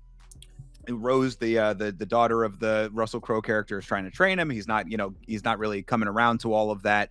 And then he tries to go and make amends with his brother. That's when they're out like on the run. He like catches him on like that track or whatever that he's running. And then I know which one. That's the where I was thinking it went to, but I swear we had to have met Russell Crowe by now. How Oh, we have we definitely not? did. Yeah, no, we did. Yeah, yeah, absolutely. Yeah, Okay. he does finally come around. And I think that they do have their scene where like he kind of explains what like the backstory of like why he's sort of this persona non grata to people. You know, he's like the brother's mad at him. Basically, what we find out from this main character is that he went to prison. Over a bar fight, I guess is what they say. We Yeah. never actually see any of that. It's like if you're going to flash back to different things, maybe could show us some of that, but we don't end up actually seeing any of that. He gets into a bar brawl. It sidetracks his whole career. Then he meets his wife and basically like leaves fighting behind. So he essentially left his entire life behind. Left the gym. He left his brother behind. He left all of that world behind for the wife and the child eventually. And everybody's like, well, you fucking like abandoned us, so yeah, we're not super happy with you right now, dude. But so he's like, he wants to make amends with these people, and so he does. He's trying to do that with Russell Crowe. It's a little hard to do that with him, and then he tries to do it with the brother as well. Well, the key thing that I want to make a note of, since we did get to meet Russell Crowe, the thing that you'll instantly notice when you do get around to him in the movie, he is rocking the double cane. Does anybody do this? I thought walkers were a thing, guys. I didn't know you would have the cane in one hand, but then also the cane in the other hand, and like walk like stilts kind of deal. I didn't know Oh this yeah. was a thing. Yeah, it definitely is a thing. Yeah, I mean, I guess with the implication was that he had become disabled at some point over Yeah. time. So, yeah, which also another like note for the Russell Crowe, the actor is like kind of limits his mobility, so he doesn't have to be very dynamic in this film. He kind of just gets to sort of show up in scenes, very limited movement, and act a little bit while he's seated most of the time, and that's about it. That's what you get out of him. But yeah, so back to the scene that I thought we were at as well, because yes, we did go over some other stuff. But yeah, so we're at the. It's not a beach. It's not a pier. It's a landmark of some sort. I don't fucking know It's what just, this yeah, place is. it's like a walking trail that you can run, I guess. Basically, it's like wooden decks that are like long and oceanside. And this is where you see the younger brother wearing more pink because his character is, like I said, Curtis Campbell. And he runs up, and this is where we get the brothers meet the interaction. If you are a fan of Warrior, this is the beach scene. This Right. is where the brothers have to have their hash off, And this is they're setting up sprinkles, and I actually like this element a lot.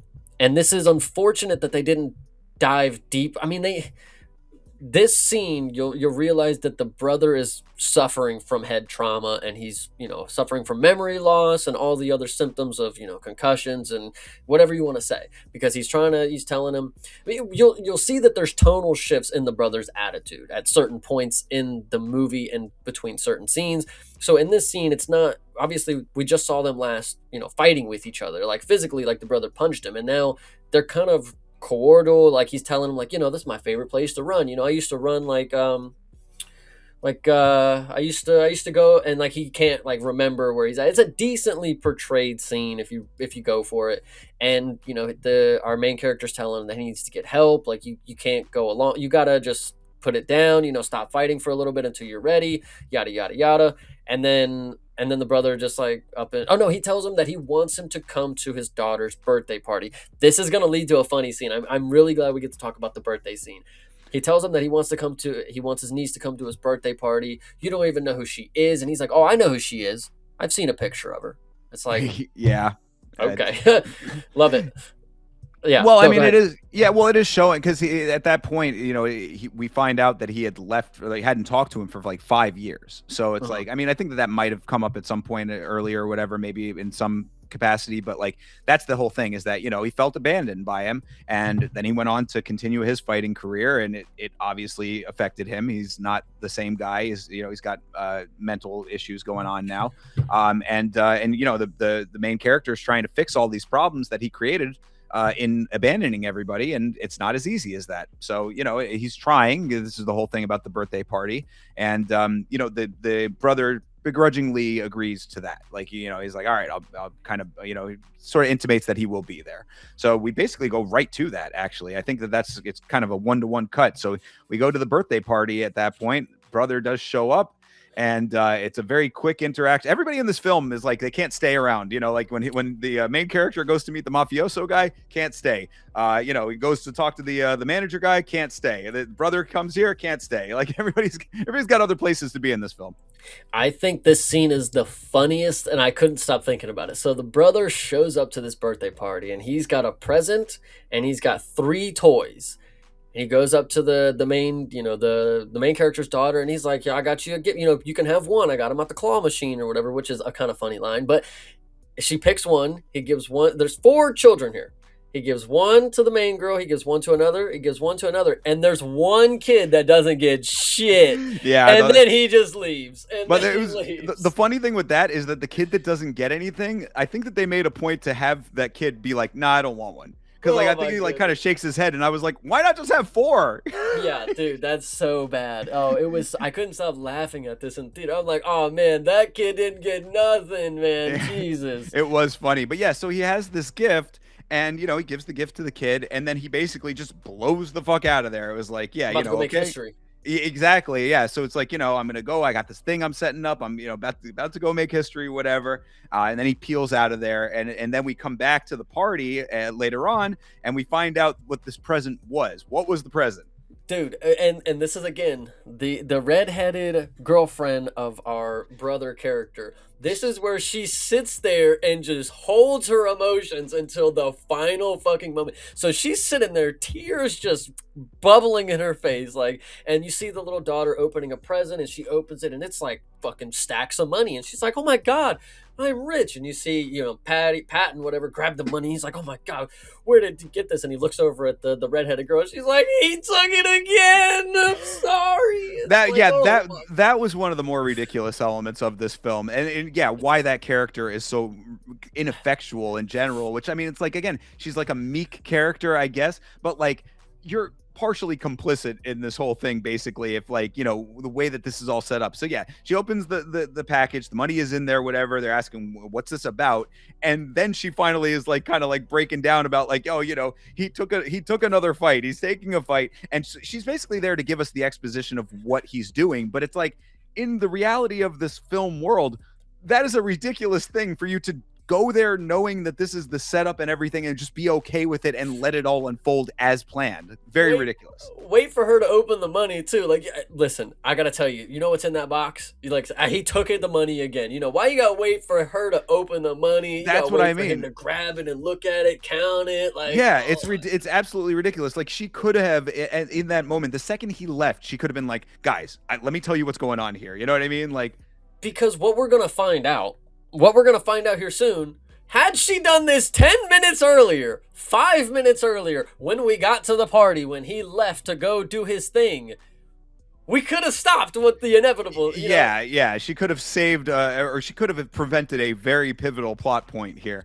But so yeah, so that we find that out. We find out that the brother has taken another fight. We find out that the brother took another fight in an underground, unsanctioned, fucking warehouse, a No, fight situation. this was like a shipping vard or Yeah, something. some industrial area, whatever. Yeah. But the thing is that it is again, this is one of the elements of the movie that I don't, I like.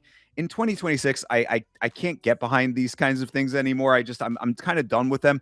It's the idea of like, it was a $10,000 per ticket special event at this shipping yard, where it was going to be the main villain guy fighting the brother, which I'm like, first of all, they literally just fought in one championship. why is this happening again in an underground setting? Second of all, $10,000 per ticket to watch this up close and personal. I guess maybe in some reality tracks to some extent, but like I just don't see it being reality. Third of all, and I think most crucial to why I think this is ridiculous, everybody's got the phone. You literally at one point see the POV shot of the live streaming of it. So what the fuck is the point of paying 10 grand to sit there and watch it in person when it's being live streamed in full on real time? Like this is not even a thing that's like, I mean, maybe you could say maybe it's pay-per-view or something like that. I don't know. You can explain it away, but my point is that it's like this is a special event engagement for $10,000 a ticket that is also going out on the internet like any other fighting event. Yeah, no, and this one is an interesting scene because we get the setup where we're just in on like a shipping yard, like I said, and you get the manager. He lets our villain know, do one of those spinny thingies, to go. We need views, go ahead and hit him with one of those spinny things. Saying milk the fight to give them their money's worth here. Absolutely, yeah. They paid 10 grand, might as well give them something. And this is where you get to see. And I like the villain character. I think right place, right time. I don't think there'll be many more that we see of him per se, but in this scene specifically, if you remember in Bloodsport, at the end of the movie where they're just like, show us any kick you can do. We'll just record it and we'll put it in the movie if it looks good enough. They let this dude do about just anything that he could do. And to be fair, he's a pretty muscular guy. If you look at the people that are all middleweights, by the way, this is a middleweight division movie. Our main villain is ginormous, like a DDP style build, and then our brother is like the skinniest person you've ever seen in the movie. There was a point where he looked like horribly frail. Obviously, just got out of a coma. And then our main character, which I don't know if you got this either. And Ozzy as well. I think they were trying to give us some Volk vibes with our main character. I think Patton kind of had the Volk look. I think I could kind of see that a little bit, I guess. Obviously not as short. You can't do that for a movie, but like this, I feel like this was a very Volk inspired like mannerisms kind of. I don't know. Yeah. I mean, now that you say that, I can kind of see it, I guess. But maybe that's just the Aussies. But either way, so yes, we get the villain. He showcases all of these kicks that he could do, and like you've said before, it's very choreographed. The main thing that I have to say about the fighting is I'm very, especially the training is not as bad with this, but the fight scene specifically, the camera work is just not good. It's too close. It's chopped up to bits. There's not much that you can see. There are some good shots when our villain does a lot of his stuff because I think he's a lot more able to do it for the big screen than say our main character was able to, or the brother. The brother was actually really good at the grappling sequences when it came to like the on-screen stuff, because what you'll see in this fight, if there was an equivalent to, and here's your pro wrestling for the day, if there was an equivalent to AEW where it's just like do finishers and moves that people know and like to see over and over again, but there's no story really being told of it, this was kind of this fight scene. They were just doing moves. They were just doing the moves. Every move didn't really lead to something until it did. We'll talk about what happens towards the end of this, but this little scuffle they have, you've already seen the villain beat him in the cage already. So he obviously beats him outside the cage. Well, and that was the thing that was a little, I mean, again, maybe you could read it as a nitpick, but I really don't think it is. We saw him get annihilated in the cage in a title fight in the big organization, because in this film, one championship is the highest of the high, which, fine, fair enough. That's what it's supposed to be, all good. But he got annihilated in that fight. He fares way better in this fight. Like he does. I mean, like this fight goes on. Now you could say, oh, it's just because the main the villain guy is letting it happen that way, which I think is to an extent okay of that. But there are times where he does get the better of him. He slams him through a table at one point. So that was a WWE move, now wasn't it? Yeah, for sure. And I mean, and going to show that that he's at least able to get the upper hand at certain points. Maybe you could say that was the villain letting it get away from him a little bit. But my point is that it's like, yeah, this is an unnecessary addition to all of this because they already fought. He already lost. Now we're having this version of the fight where it's more of an actual competition than it was in the real organization. It just seemed a little bit odd, and with all of those elements being in play. Yeah, and then so obviously we get an extended fight scene outside of the cage. I think this is not that bad of a fight scene. Honestly, it's cool if the camera wasn't so close and doing so many different cuts. But the villain, once again, I mean, he was putting on his best Jean-Claude Van Grau or whatever you want to call it. He was doing some really good stuff. Again, for as big of a dude he is, he was doing some really good kicks on screen. So I want to give him major props. Yeah, and I like I said earlier, I know that when you talk about the camera work being close, like I mean, I think that it's just like a lot of the current era style of the editing makes it such. But like I thought that the portrayal of the actual fighting in this film was pretty okay overall. Like I thought it was serviceable most of the time. Serviceable, yes, but you couldn't. You listen. If like we're this close and you're seeing this portion of me, yeah, you know I'm throwing a punch. But like, if you Eh, see that back to back to back, but I mean, I don't think that there was like that much of that though. I thought that there was it, enough where it was like you saw the actual action going I on. I put this on my life that the cage, Bloodsport, well, Bloodsport's a little different because it's more dance fucking choreographed. But KO, even Roadhouse, you had much more clear visuals of what's going on.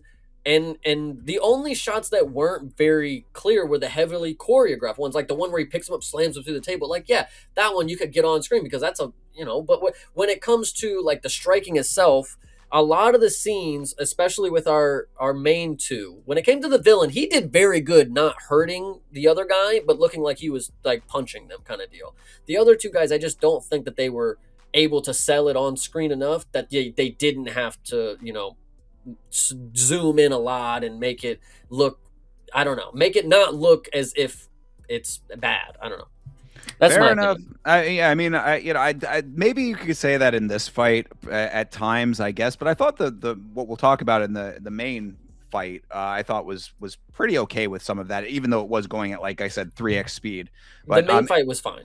all right, fair enough. That for this, then yeah, they're fighting, in this unsanctioned underground setting or whatever, and it gets out of hand basically is what ends up happening here. The brother starts getting the better of the villain guy, and he starts turning up to the point that he knocks him into some piece of industrial equipment, which you could certainly expect to be something that could happen. This is another reason why I think fights like this are a little ridiculous, to think that you were supposed to be believing this is a realistic thing that could happen. You're fighting.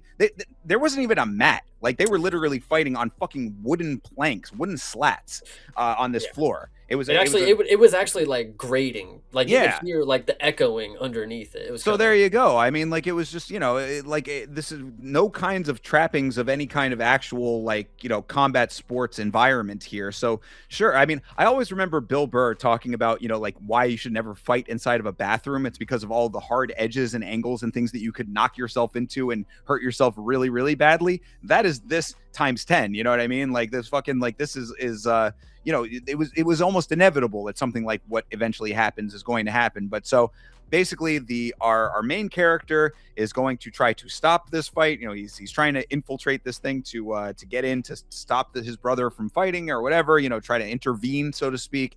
And he is not in time. The brother ends up hitting his head on a piece of industrial equipment and essentially dies. I mean, he just bleeds out.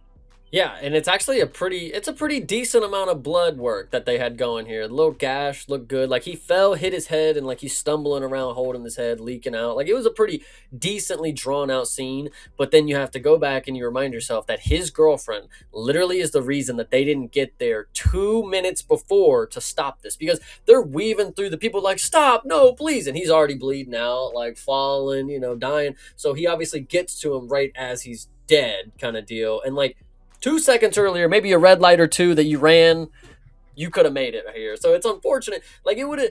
It's a movie, guys. So obviously he's got to show up right when the dude fucking dies. But that's just how it is. You see all the other people slink away, like we just Yeah, fucking killed somebody.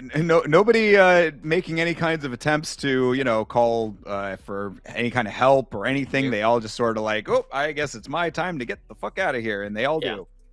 Yo, they definitely do. And yeah, this one you get to see some emotion from the main character.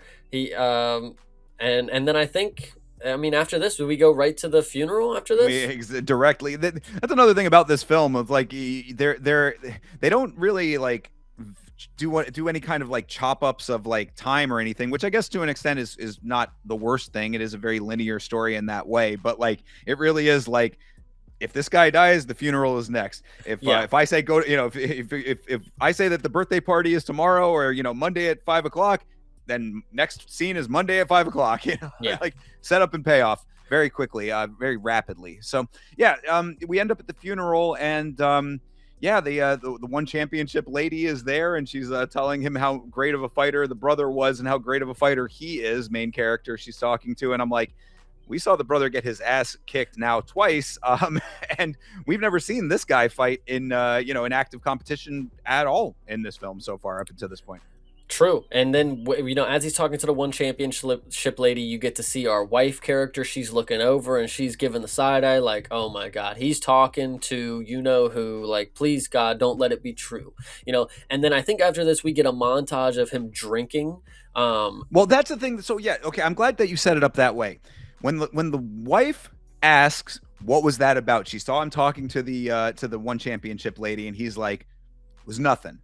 I'm like, lady, get off of this guy's ass. I like it is so like I get really very sick of these types of relationship dynamics because especially in this version of it, like granted I've seen it so many times that maybe I'm just so used to it that I'm just like shut up already. That's me. That can be a personal thing. But with this one it's annoying because he literally you already went through all this shit. You already went through, I lied to you. I'm sorry about that. We got the money. We're out of it, whatever. She sees him having a conversation and instantly goes back down that same line of discussion. It's like, could you stop? Could you fucking stop? This guy is out here on a goddamn fishing vessel trying to make a living for you people. Like, the wife, the kid now, and the new kid on the way. Could you please not be this way? Yeah, absolutely. And this is, I think, the scene where I started to question how long has it been, because the baby is not coming along in any regard. I mean, she hasn't changed one bit. She didn't get like the bump yet at this point.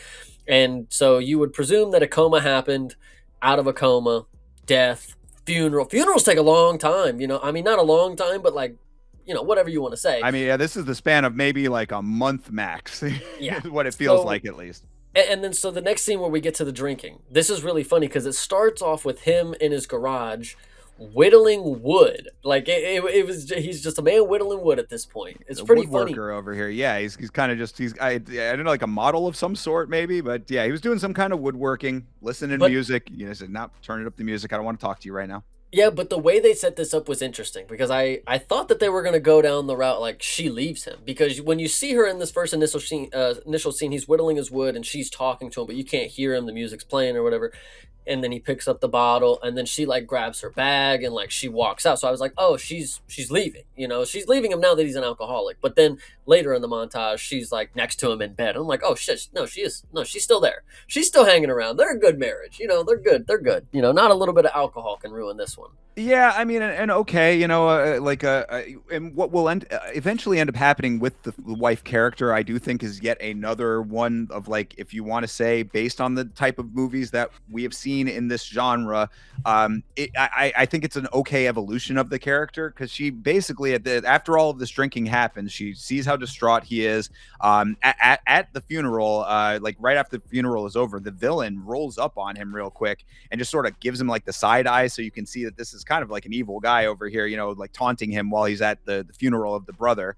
And then there's also an interview that the villain does throughout all of this, where he basically says like, yeah, I didn't want him to die. Of course, I feel bad about him dying, but he did sign a waiver. So it's like, I don't really feel all that responsible. And it's really the person you should really be blaming is his pussy ass brother for not taking the fight that I had set up with him. And so it's like he's really antagonizing, like goading the main character on into this fight. So all of this is weighing on our main character. He's drinking. The wife is seeing all of this. He's having like night terrors. He wakes up in the middle of the night at one point, like all freaked out. This is definitely weighing heavily on his psyche. So finally, the wife ends up coming around and she's like, look, I don't like the fighting stuff that you do. I don't like this fighting shit. But like, if it's what you need to do at this point, like just go do it. And I was like, okay, I mean, I at least can like say that that's somewhat interesting that you like had the wife finally come around to it. We now, granted, in Warrior, we did see that too. The wife finally does end up coming around at the, like towards the end there. Like she goes to the fight in that film. So it's like it's not unheard of that that character would do that, but like for the type of way that they set up this character, I was like, okay, at least he's not going to just be like this one note character throughout the whole thing. Yeah, I mean, it must be pretty easy to say, go ahead and go do that now that I'm $50,000 richer. Go ahead, husband, go do whatever the fuck you want. Now that I'm cool, I'm taken care of. You know, Right. it's just how it goes, man. It's just how it goes. So she Well, tells him, get off the bottle and go do that the fight. and that's the thing is it's like, yeah, it's more of her being like, I can't see you like torn up this way anymore or whatever. But yeah, I could see the other side of that too. It's like, yeah, obviously it's easy to say that now. Yeah, for sure. Yeah, but I'm trying to think of what we get after this scene. Do we go back to training? We get some training Training, hard. yep, more, Yep. and now he's actually like taking it seriously, so he's becoming more of the guy he used to be. And there's this one scene where he call back to the cage where they do the multi-man sparring. It's Yeah. like he's the one guy and he's got multiple guys coming at him. And I felt terrible for these training partners. These are his teammates basically, and he just Knocking them out. annihilates them. He annihilates 3 guys in the gym. I was like, that is not a great portrayal of teamsmanship, sportsmanship in a team capacity. And then the best part about this one is you get to see Rosie lean over to Russell Crowe and she's like, he's so crazy. Oh my god, he's an animal in there. And it's like, oh my god. Oh my god, he was so bad earlier and you just made it seem like it was because he just didn't care enough. Like he's old, guys. I don't know. Like you could have made him a little younger. Like I don't know. And that's always going to be one of the overarching points of all of this is that, yeah, I mean, like, granted, they make him out to have been one of the best of all time. He's best middleweight in one championship at one time, whatever. He still is 10 years removed from the sport, a sport that moves insanely quickly. They say that in the film. Oh, the sport's so different. It's like you're going to be in there in a way that you've never been in it before. And like, yeah, that's way fucking true. Like that's truer than you could ever make it out to be. Like 10 years is a fucking eon. It's an eternity in this sport. So that's like when they haven't, honestly, like one of the things I was thinking in the back of my mind as we were getting to the final showdown kind of thing, I thought literally they were either going to have him shave his beard or fill in the grays in his beard for exactly the point that you make about like people with grays. It's just like when you have the grays, you're probably at a point where it's like you're maybe on the other side of things. Yeah. And so I thought that would have been like one way that you could at least signal that he is maybe still that guy, like, but like they didn't end up doing that. So he's just in there, grayed up. And yeah, I mean, like, we're just supposed to go along with the idea that like after 10 years removed from the most brutal sport in existence, that you could somehow just come back and be that beast again. Yeah, with in prison, mind you. It's not like you just stepped away to go train. No, you were not training one bit. You were in prison, mate. You have no facilities. Well, they did say though that he was fighting every day in prison, so he was getting We did real have that world. portion of it. Yeah, he and was I've getting made that real point world before. experience. This is a great line in the movie because I've always said this. I'm like, yo, isn't prison just waking up and fighting every day? And he's like, every other day I was fighting for my life. And I was like, this movie knows what I'm talking about, man. Love it. Yeah. Yeah, it was sure. And actually, if there was a scene in this film that I did like, I thought was pretty good, that actually had some decent lines in it. Of course, Russell Crowe is still a good actor at the end of the day, no matter how little you decide to use him. So there was the scene in The Office. This was we already kind of talked about it, but just to bring it up one more time here, where he was giving the backstory of all the prison stuff and like why he did what he did. I thought Russell Crowe was very good.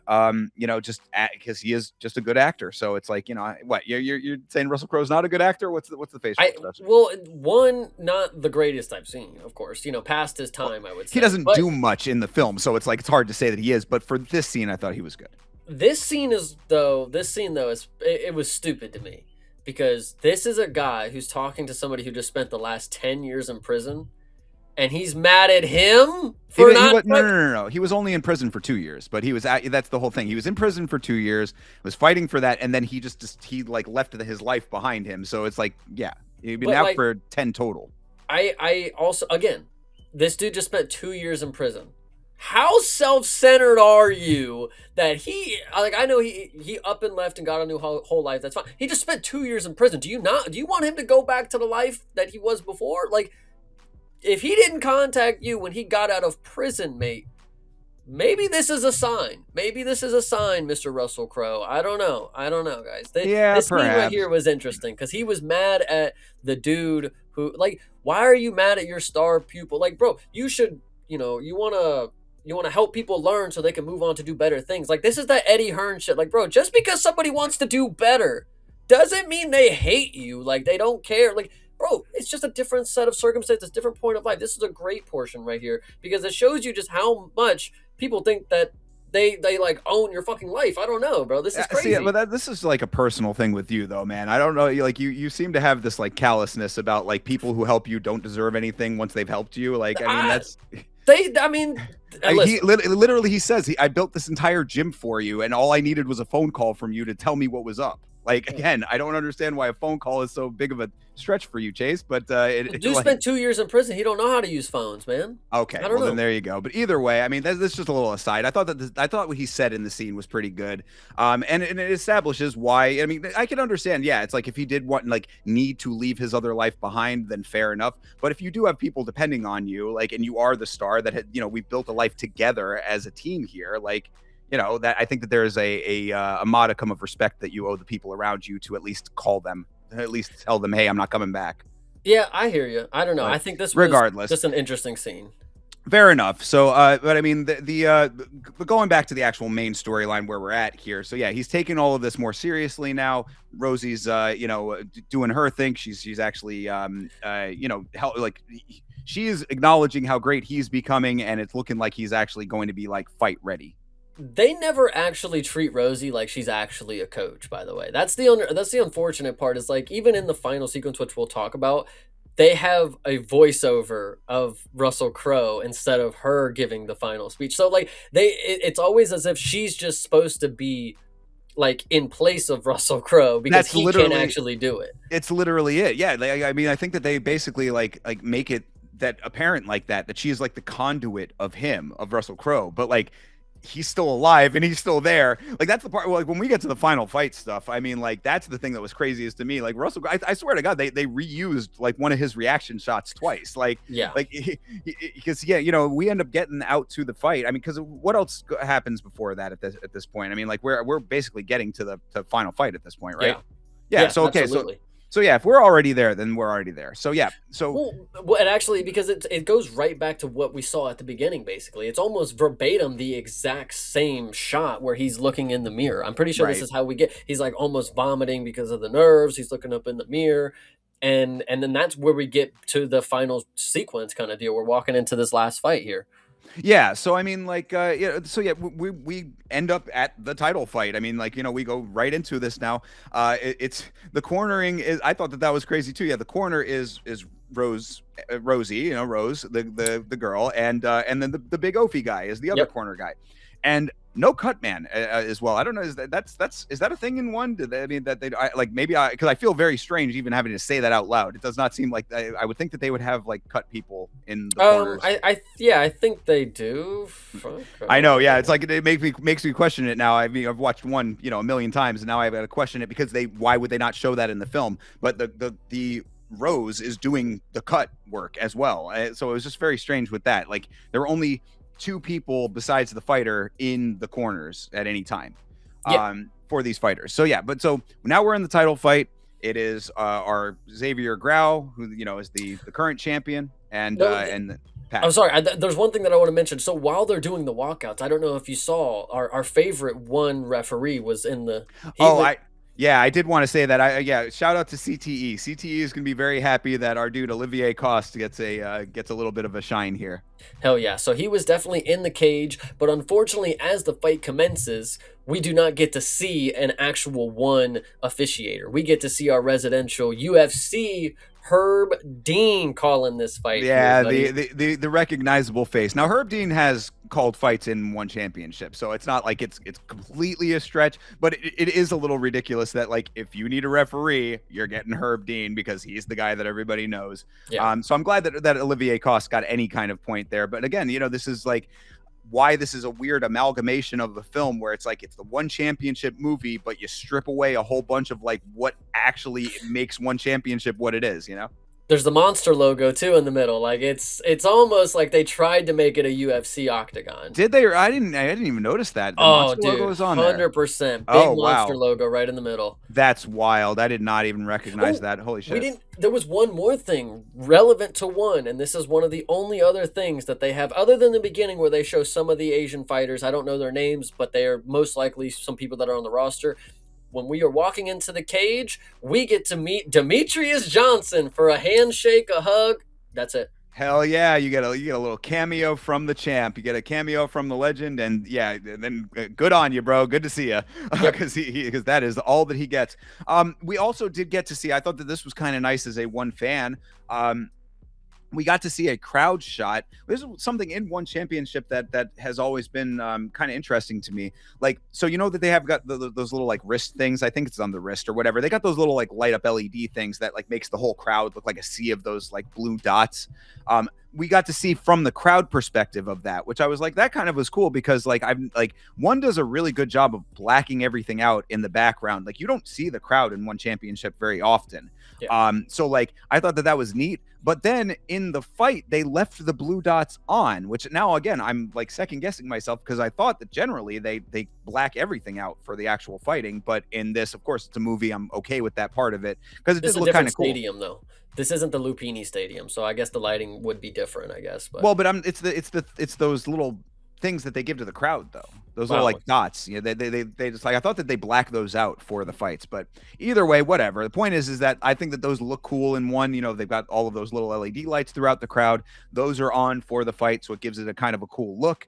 And yeah, so I mean, I thought that the final fight here was pretty well choreographed, but very choreographed and very fast. That was the big note for me was that it's like I appreciate that they were doing recognizable mixed martial arts technique and moves, and the striking I thought looked pretty good. The impact of the striking looked good. It didn't look like they were pulling punches too much. So it's like I thought that the actual like the vibe of the fighting was solid, but because it's a film and they got to make it as action packed and heart pounding as possible, they like just it was one after the next. It's boom, transition, boom, here, blah blah blah. I'm like fighting. The reason I like fighting is because it's exciting as is. Like I don't need you to ramp it up into cartoon territory to make it more exciting for me. It's the same note that I had in Warrior when I did not like the tosses and the suplexes and shit because fighting is already good. I don't need you to turn it into WWE to make it more exciting here. Yeah, this last fight, I wish I had more to note because I mean, like you said, the what you would call the first round. I mean, it's the longest of what you get of the round fight in this, championship fight. And the first round is just a bunch of shit happening. They just do shit. They just punch each other, punch back, punch each other, punch back, do a couple kicks, do a Van Damme move, take it down, take down, do a couple grappling sequences, go for a triangle, go for an armbar, break out the armbar, get a shot of Rosie saying, yeah. And like that's basically all that first one is. The main thing to note is when we get to the end of the second round. So the end of the second round is where our villain gets a rear naked choke on our hero. And it is fully locked in. He is going to sleep, and you get a shot of Russell Crowe looking at the TV. Don't give up, kid. Don't do it. And then the lights go out, and he's like having a flashback of him and his brother. And then he wakes up, and the fight, the round ends, and you got Xavier, pointing at him like he's out, he's out, he's out, which is a really good. I like that detail. I really like the he's out because the fight's over. That is a technical submission right there. This dude is completely out, breathing hard as hell, like he's unconscious, on face down on the mat. Herb Dean apparently he's not even just looking. He's looking over at fucking Xavier because the fight continues to go on after this man was just submitted unconscious. A for realism, Herb not paying attention. No, yeah, that was a crazy point to all of this. Yeah, he was dead to rights out. He gets saved by the horn, quote unquote, but then he doesn't get back up for quite some time. So if any referee had seen that, they'd be over him looking at him like, get up. If you don't get up, I'm stopping this fight. And they would have stopped the fight. So yeah, that is a little ridiculous note. I think I want to go ahead and give hats off to the casual audience because I think this is for them as well. If you make it to the bell, he's good. Nobody's really the casual audience who's going to see this in theater. Do they want to sit here and think like, well, why was the fight? Why was the fight? He made it to the bell, you know, like, and in their mind, they made it to the end of the round. There's no extra stuff happening after. I don't know. That's the way that I would Well, say. yeah, and like I hear you on this when it comes to the casual audience, but like it gets to the point with those kinds of elements where I'm like, is it like are these kinds of films even like things that the casual audience gravitates towards? And if it's not, then is it enough for the fight fan audience? You know what I mean? Like, but that's I guess that's a point we can kind of come back to. Yeah, I was gonna Uh, say. I mean, you saw the people in your theater, you know, versus mine. You know, it's not necessarily just fight people. It seems, you know, maybe they are. We didn't ask them, but Yeah, like, all 10 of them. Yeah, no, I know yeah, I know what you mean though. Yeah, no, fair enough, fair enough. You know, you're right. I mean, I guess that there are definitely some people that you know, will just watch a movie like this and maybe not know enough about it to just go along with those kinds of ideas. yeah, But this is the big but with all of this.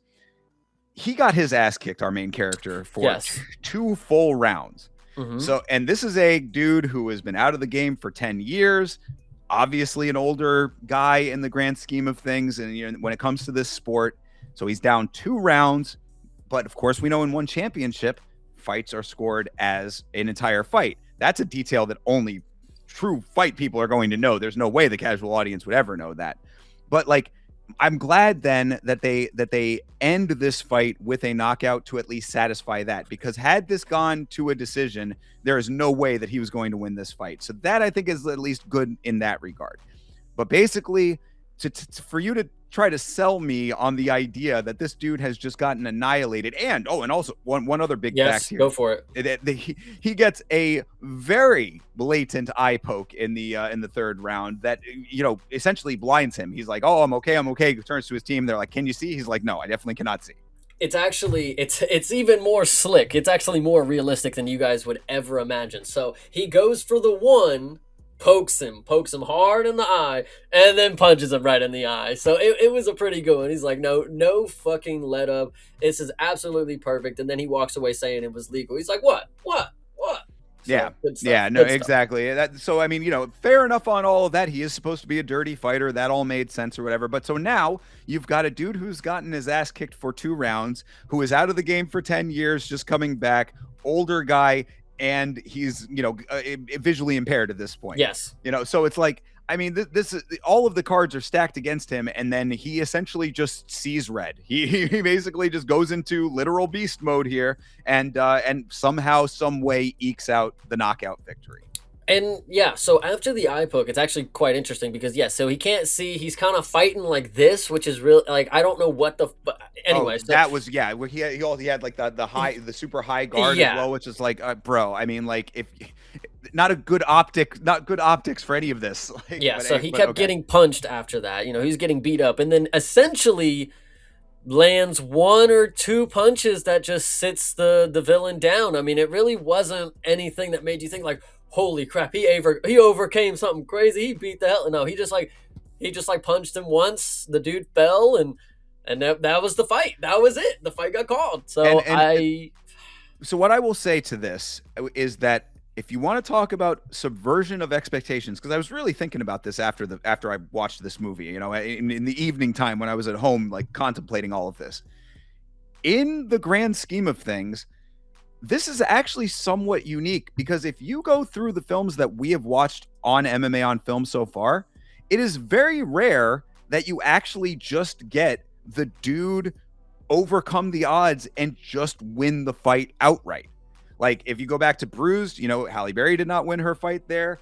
You go back to Warrior. Now, granted, obviously Brandon wins in Warrior, but Tommy was kind of the one that it would have been more of the overcoming story if he had won, and that's a whole unique thing with the brothers anyway. So I think you can't really even class that the same way. Bloodsport, I guess, is a little bit different because it's a whole different type of story or whatever. But you know, that is kind of its own world there too. It's very rare that in this world that you just have like guy, you know, starts off, has, you know, the story that he has, and then just outright wins the fight. He comes back to win. Like, so because a lot of times they think that, you know, that that's going to happen, so they subvert your expectations that way. But in this one they just didn't. So I mean, like, it's almost the reversal, you know. It's the double change up. yeah, no, this one is interesting because yeah, after he knocks him out, I mean, celebration ensues, and we get to see. There's one thing that I want to know. Obviously, we get the wife at home. She's having a good time. She finally came across her husband winning. Blah blah blah blah blah. After he wins. Thank God we love him. Anyway, Always. the villain walks over to try to like shake the hero's hand after this, and then they just cut it out. Like, so he like walks over and like to like, but then they just don't do anything with it. Like, it just, next scene he's nowhere to be found. It's funny that you say that too, because he also is clapping for him during the announcement read, which I was like, you'd think after everything that they just went through that this type of a villain would not be the sportsman now, you know? Right. Yeah. I was very, I was a little Killed his fucking brother, for fuck's sake. I mean, dude, that's what I'm saying. It's like, yo, what are you walking over to give him props for on beating you? Bro, you murdered his brother. Like, and no repercussions, by the way. All because he signed a waiver. he signed a waiver, bro. That's all you need to do is you sign a waiver and you can die. Well, it goes back to Warrior. What happened with Tommy after? Did he go to prison? Funny that you should bring up Warrior now, because yes, you get the celebration. You also get this very specific note from Dom Lau, the announcer, to say he is not only the champion now of one championship after coming out of nowhere, essentially, to go reclaim the belt, but also $3 million richer. He says, he specifically notes, so yes, a $3 million prize here, while these guys are making $350,000 in bots, but or 350,000 bot, for these guys who win their fights generally. But this guy's getting $3 million. I was like, is that US dollars or is that Australian dollars? I don't know. Either way, but then just done. Just done. I mean, like, this is one of those, much like Warrior, where it's just now, granted, this film, like, different from Warrior, this film, there are less like loose ends to tie up, I would say. So this one is like not as unsatisfying that it is just the end, but it is very it's one of those times where you see it go to black and you're like, are they really going to do it? And then they just fucking did it. They legitimately just did it. It is, he wins the belt and the movie is over.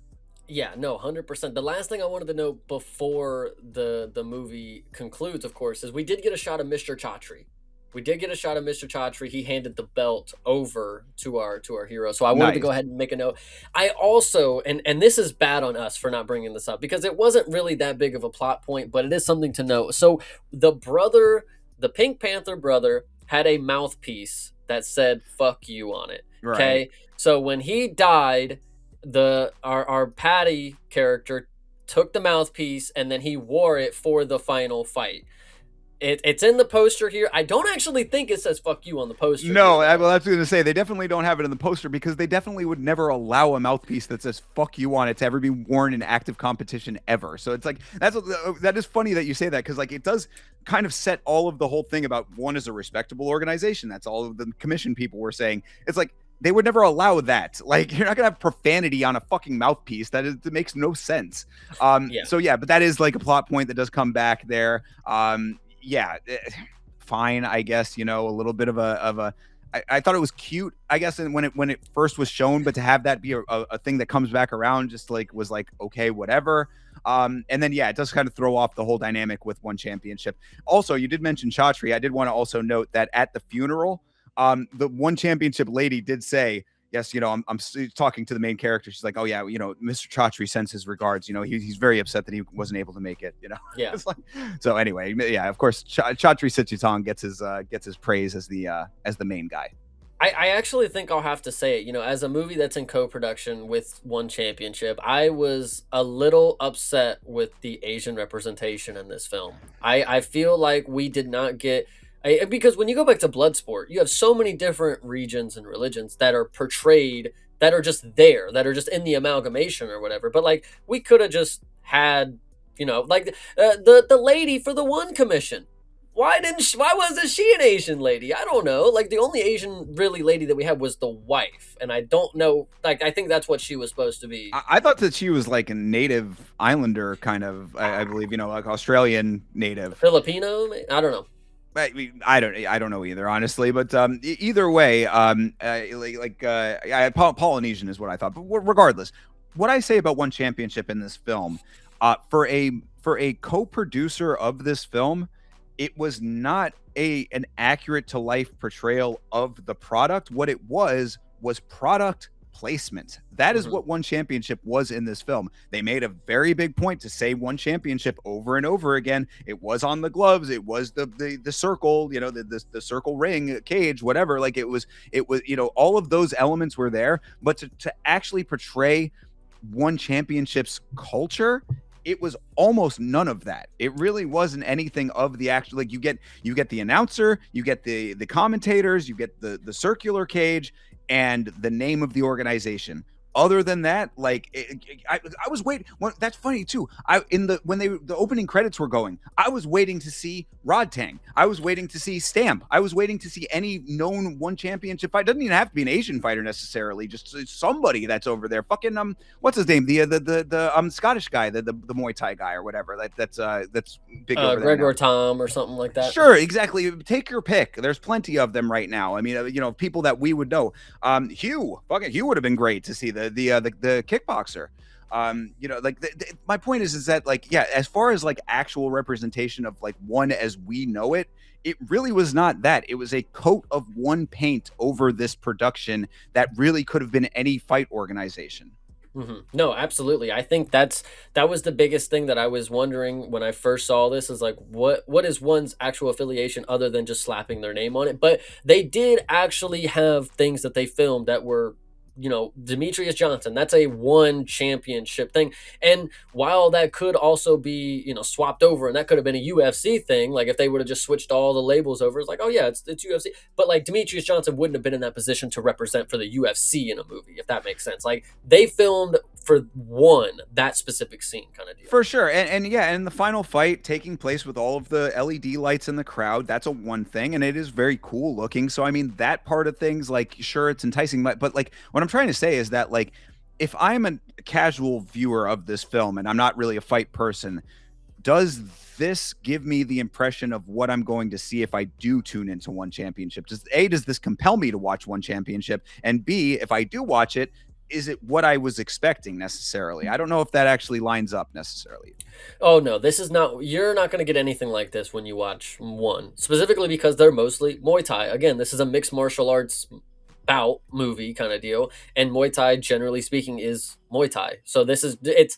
You're not going to see anything like this, really. To be fair, I mean, you get one or two mixed martial arts bouts a week, and they don't look anything like this, and they're not 5 rounds, and like so. There's just too many different stipulations, and they're for the most part. I mean, there are a handful of Australians and New Zealanders that are in one, but I feel like out of the ones to choose to represent, like it is a smaller representative area in one out of all the other regions that you could have picked. So for that being, I mean, they did take a leap, and they're like, all right, we're gonna bring more Australian eyes to one championship, and I guess they did their part here. To be fair though, I think what they kind of messed up on, and just like you were talking about with the young son and his father, going to the movies, this did not need to be R-rated. This could have been PG-13 to a certain extent, and I think potentially you could have got more eyes watching it. But I don't know. I would agree with that too. Honestly, I mean, like again, they're literally, if you go back through what we just described, that's the whole film that we've now described here. There are 3 actual fight scenes. There is the one with the brother on television. There is the underground fight in the warehouse, and there's the final fight. If you cut back on the blood a little bit, you don't really lose anything out of any of those fights. And the only other thing in there that would be anywhere near R-rated is swearing. And you Yeah. could have certainly cut back on that too. So yeah, I think that this could have been way more accessible as a PG-13 film. But I guess maybe they thought that you needed to make it R-rated to make it more alluring. I don't know. It's in a weird gray area with that because it's not so extreme that an R rating is necessary, but it is an extreme subject matter. So maybe they thought they needed to be R-rated regardless. True, fair. I mean, I can see why, but I think the takeaway at the end of the day when you see a film like this, or if you're wanting to go see this film, just know Russell Crowe does jack shit in this. Yeah, it is true. I mean, Russell Crowe is basically there to talk. He talks. He moves around in very limited capacities because he is a disabled character. He prays at a shrine for a very brief amount of time. I guess there's your little representation of Asian culture, even though no Asian people are actually represented in that. So yeah, there really is not much that you get out of Russell Crowe aside from a couple of instances of him acting because he is an actor. Yeah. As far as the main character, I thought Daniel MacPherson is a likable guy. When you said the Volk comparison, like I do see that. And if that's who he was kind of basing his like portrayal on, because he does have sort of a buoyant like nature to him when he's not in a fight capacity. He can get himself to the right point when it is fighting. So I was pretty okay with all of that when it came to him. But yeah, I'd say that the side characters are somewhat weak in this film. Uh, and yeah, I mean, and again, the story itself is really just a bit of a hodgepodge with a couple of little twists that are somewhat unique to this, but not so satisfying that it makes it like, wow, this is a must-see film. I this one I pleasantly enjoyed it. I was watching it with mostly a straight face. I wasn't, actively just fucking into it. It's not the greatest film of all time. It's not the best action film that you've seen. It's not the greatest narrative, but it is a fun time to get out and go to the theater and see a movie. I think one, if I'm here to promote mixed martial arts, guys, this is a mixed martial arts movie. I think you guys should go see it. Well, But I so okay, mean, I mean, then yeah, you bury the lead, but let's do our wrap things here then. okay. So, as a film, what would you rate this film? As a film, gosh, the narratives could have been better. There was a lot of stuff that they, as a film, I'm going to give it a 6. I'm going to give it a 6. Yeah, 6 seems about right to me too as a film by itself. I thought that from a fighting fan perspective, like some of the details in the fight world elements made me like okay, but like as far as like an actual just like watch a movie goes, yeah, I mean, I don't even know, man. I mean, maybe a 5.5 might even be okay for me for this one. And maybe I'm being a little bit overly critical, perhaps. But I just thought that they could do a lot more with what this was. And again, you also have to take into consideration we watch a lot of MMA related films, so I'm like, I need a little bit more out of it, perhaps even from a movie perspective. You know what I mean? Yeah. Like to make the MMA perspective elevated. I need the movie elements to be more, and I don't really think that I got too much out of this in that regard. I thought it was essentially somewhat forgettable, to be perfectly honest. Like, so yeah, I think I'm gonna go with. I'll be generous and give it a 6 too, but I think that is being somewhat generous, and a 5.5 would also be acceptable. Yeah, So yeah. I think it's unfortunate that before you watch this movie, you get to see the trailers for some mixed martial arts movie that looks pretty fucking sick, named The Furious. oh dude.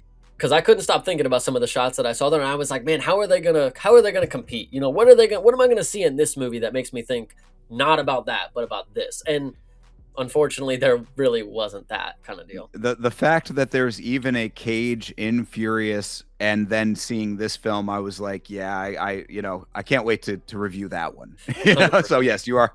Yeah, I'm with you on that. So all right. So that being said, then as an MMA film, what would you rate this film? As an MMA film, does it give you an idea of what it's like to be a mixed martial artist at the highest level? No. Does it showcase you a lot of skills and maneuvers that you would see in professional mixed martial arts? Yes. Is it the best camera work? No, but it is still showcasing you what you would see in the professional version of this.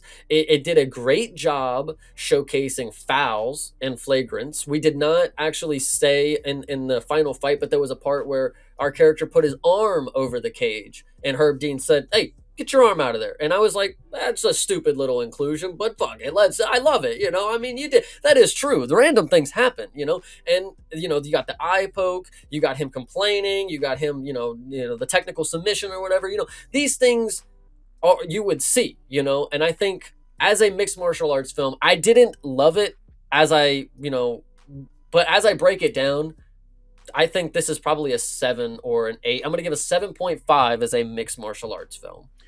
Yeah. Well, I mean, it's crazy how often you and I are in lockstep on these things. Because yeah, I would give it I'd give it an 8 as far as a mixed martial arts film. Honestly, I thought that aside from the speed of it, I thought that the actual portrayal of the fighting was pretty good. That especially really mostly in the final fight is what you're getting the most out of when it comes to that. So I got to base a lot of it on that.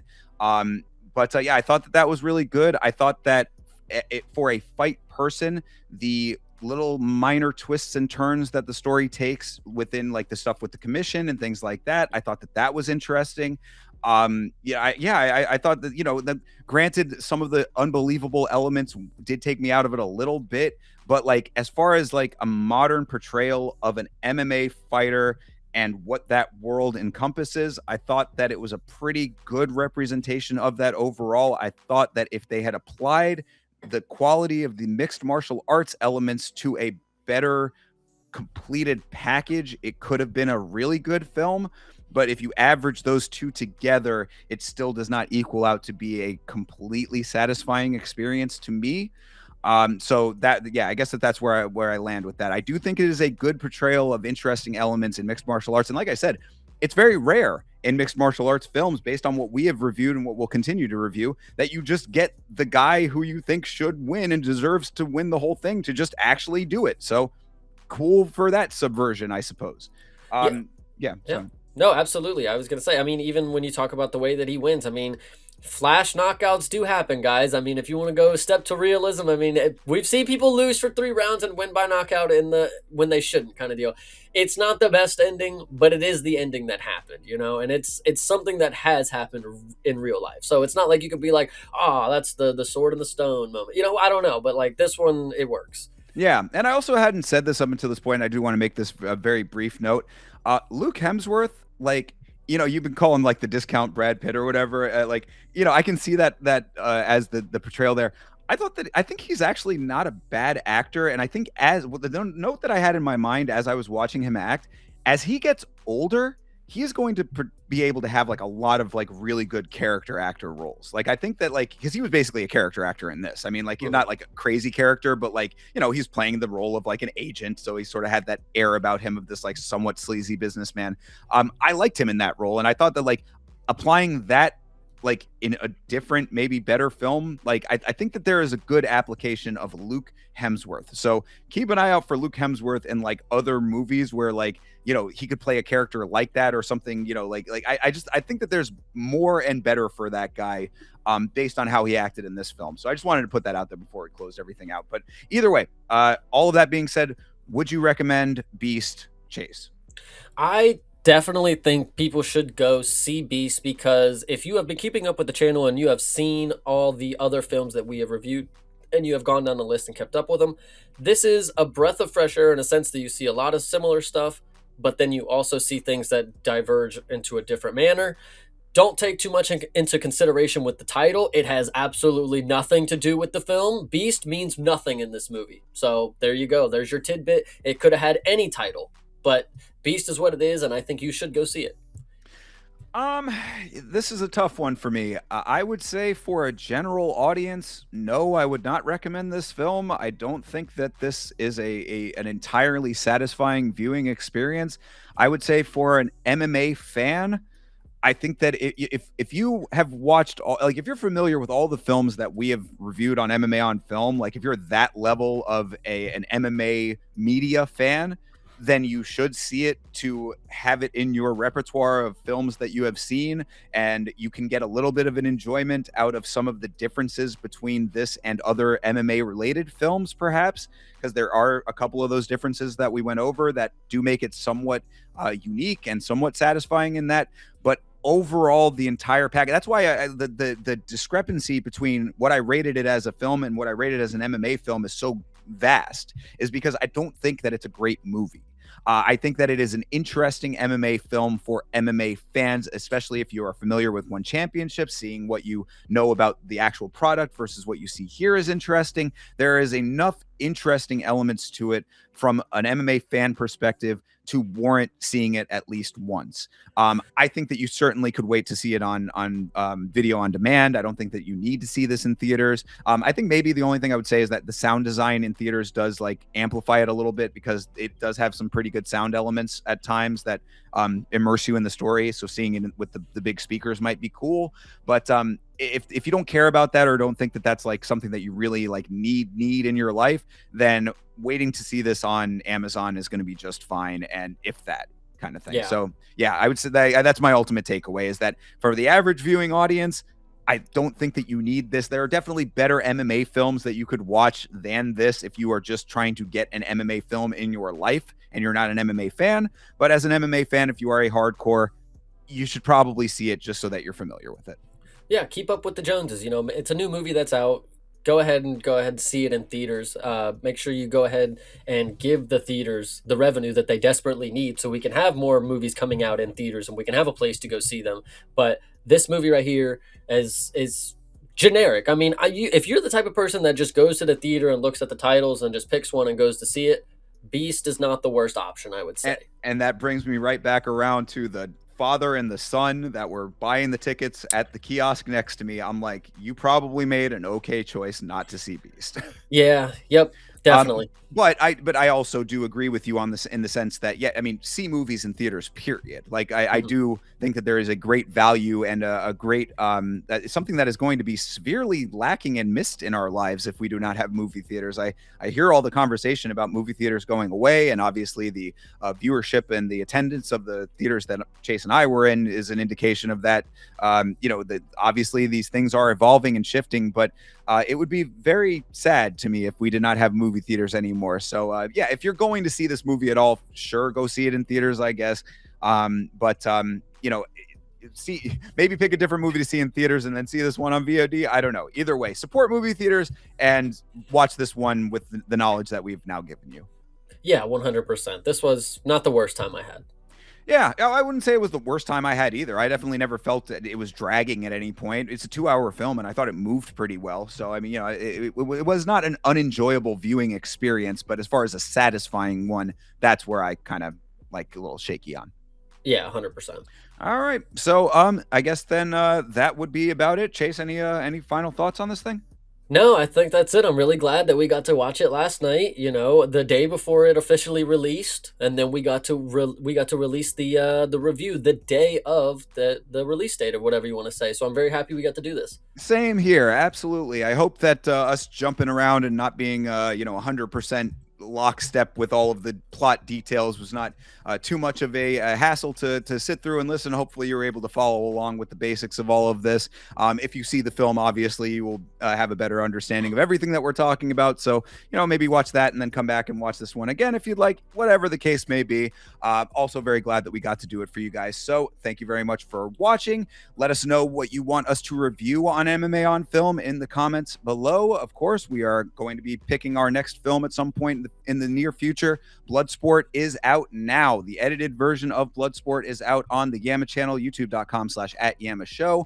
YamaShow.com for all of your merchandise needs. And of course, youtube.com/@CP Smalls for all of Chase's streams and videos as well. So, that being said, everybody, thank you very much for hanging out with us. We appreciate you for this installment of MMA on Film.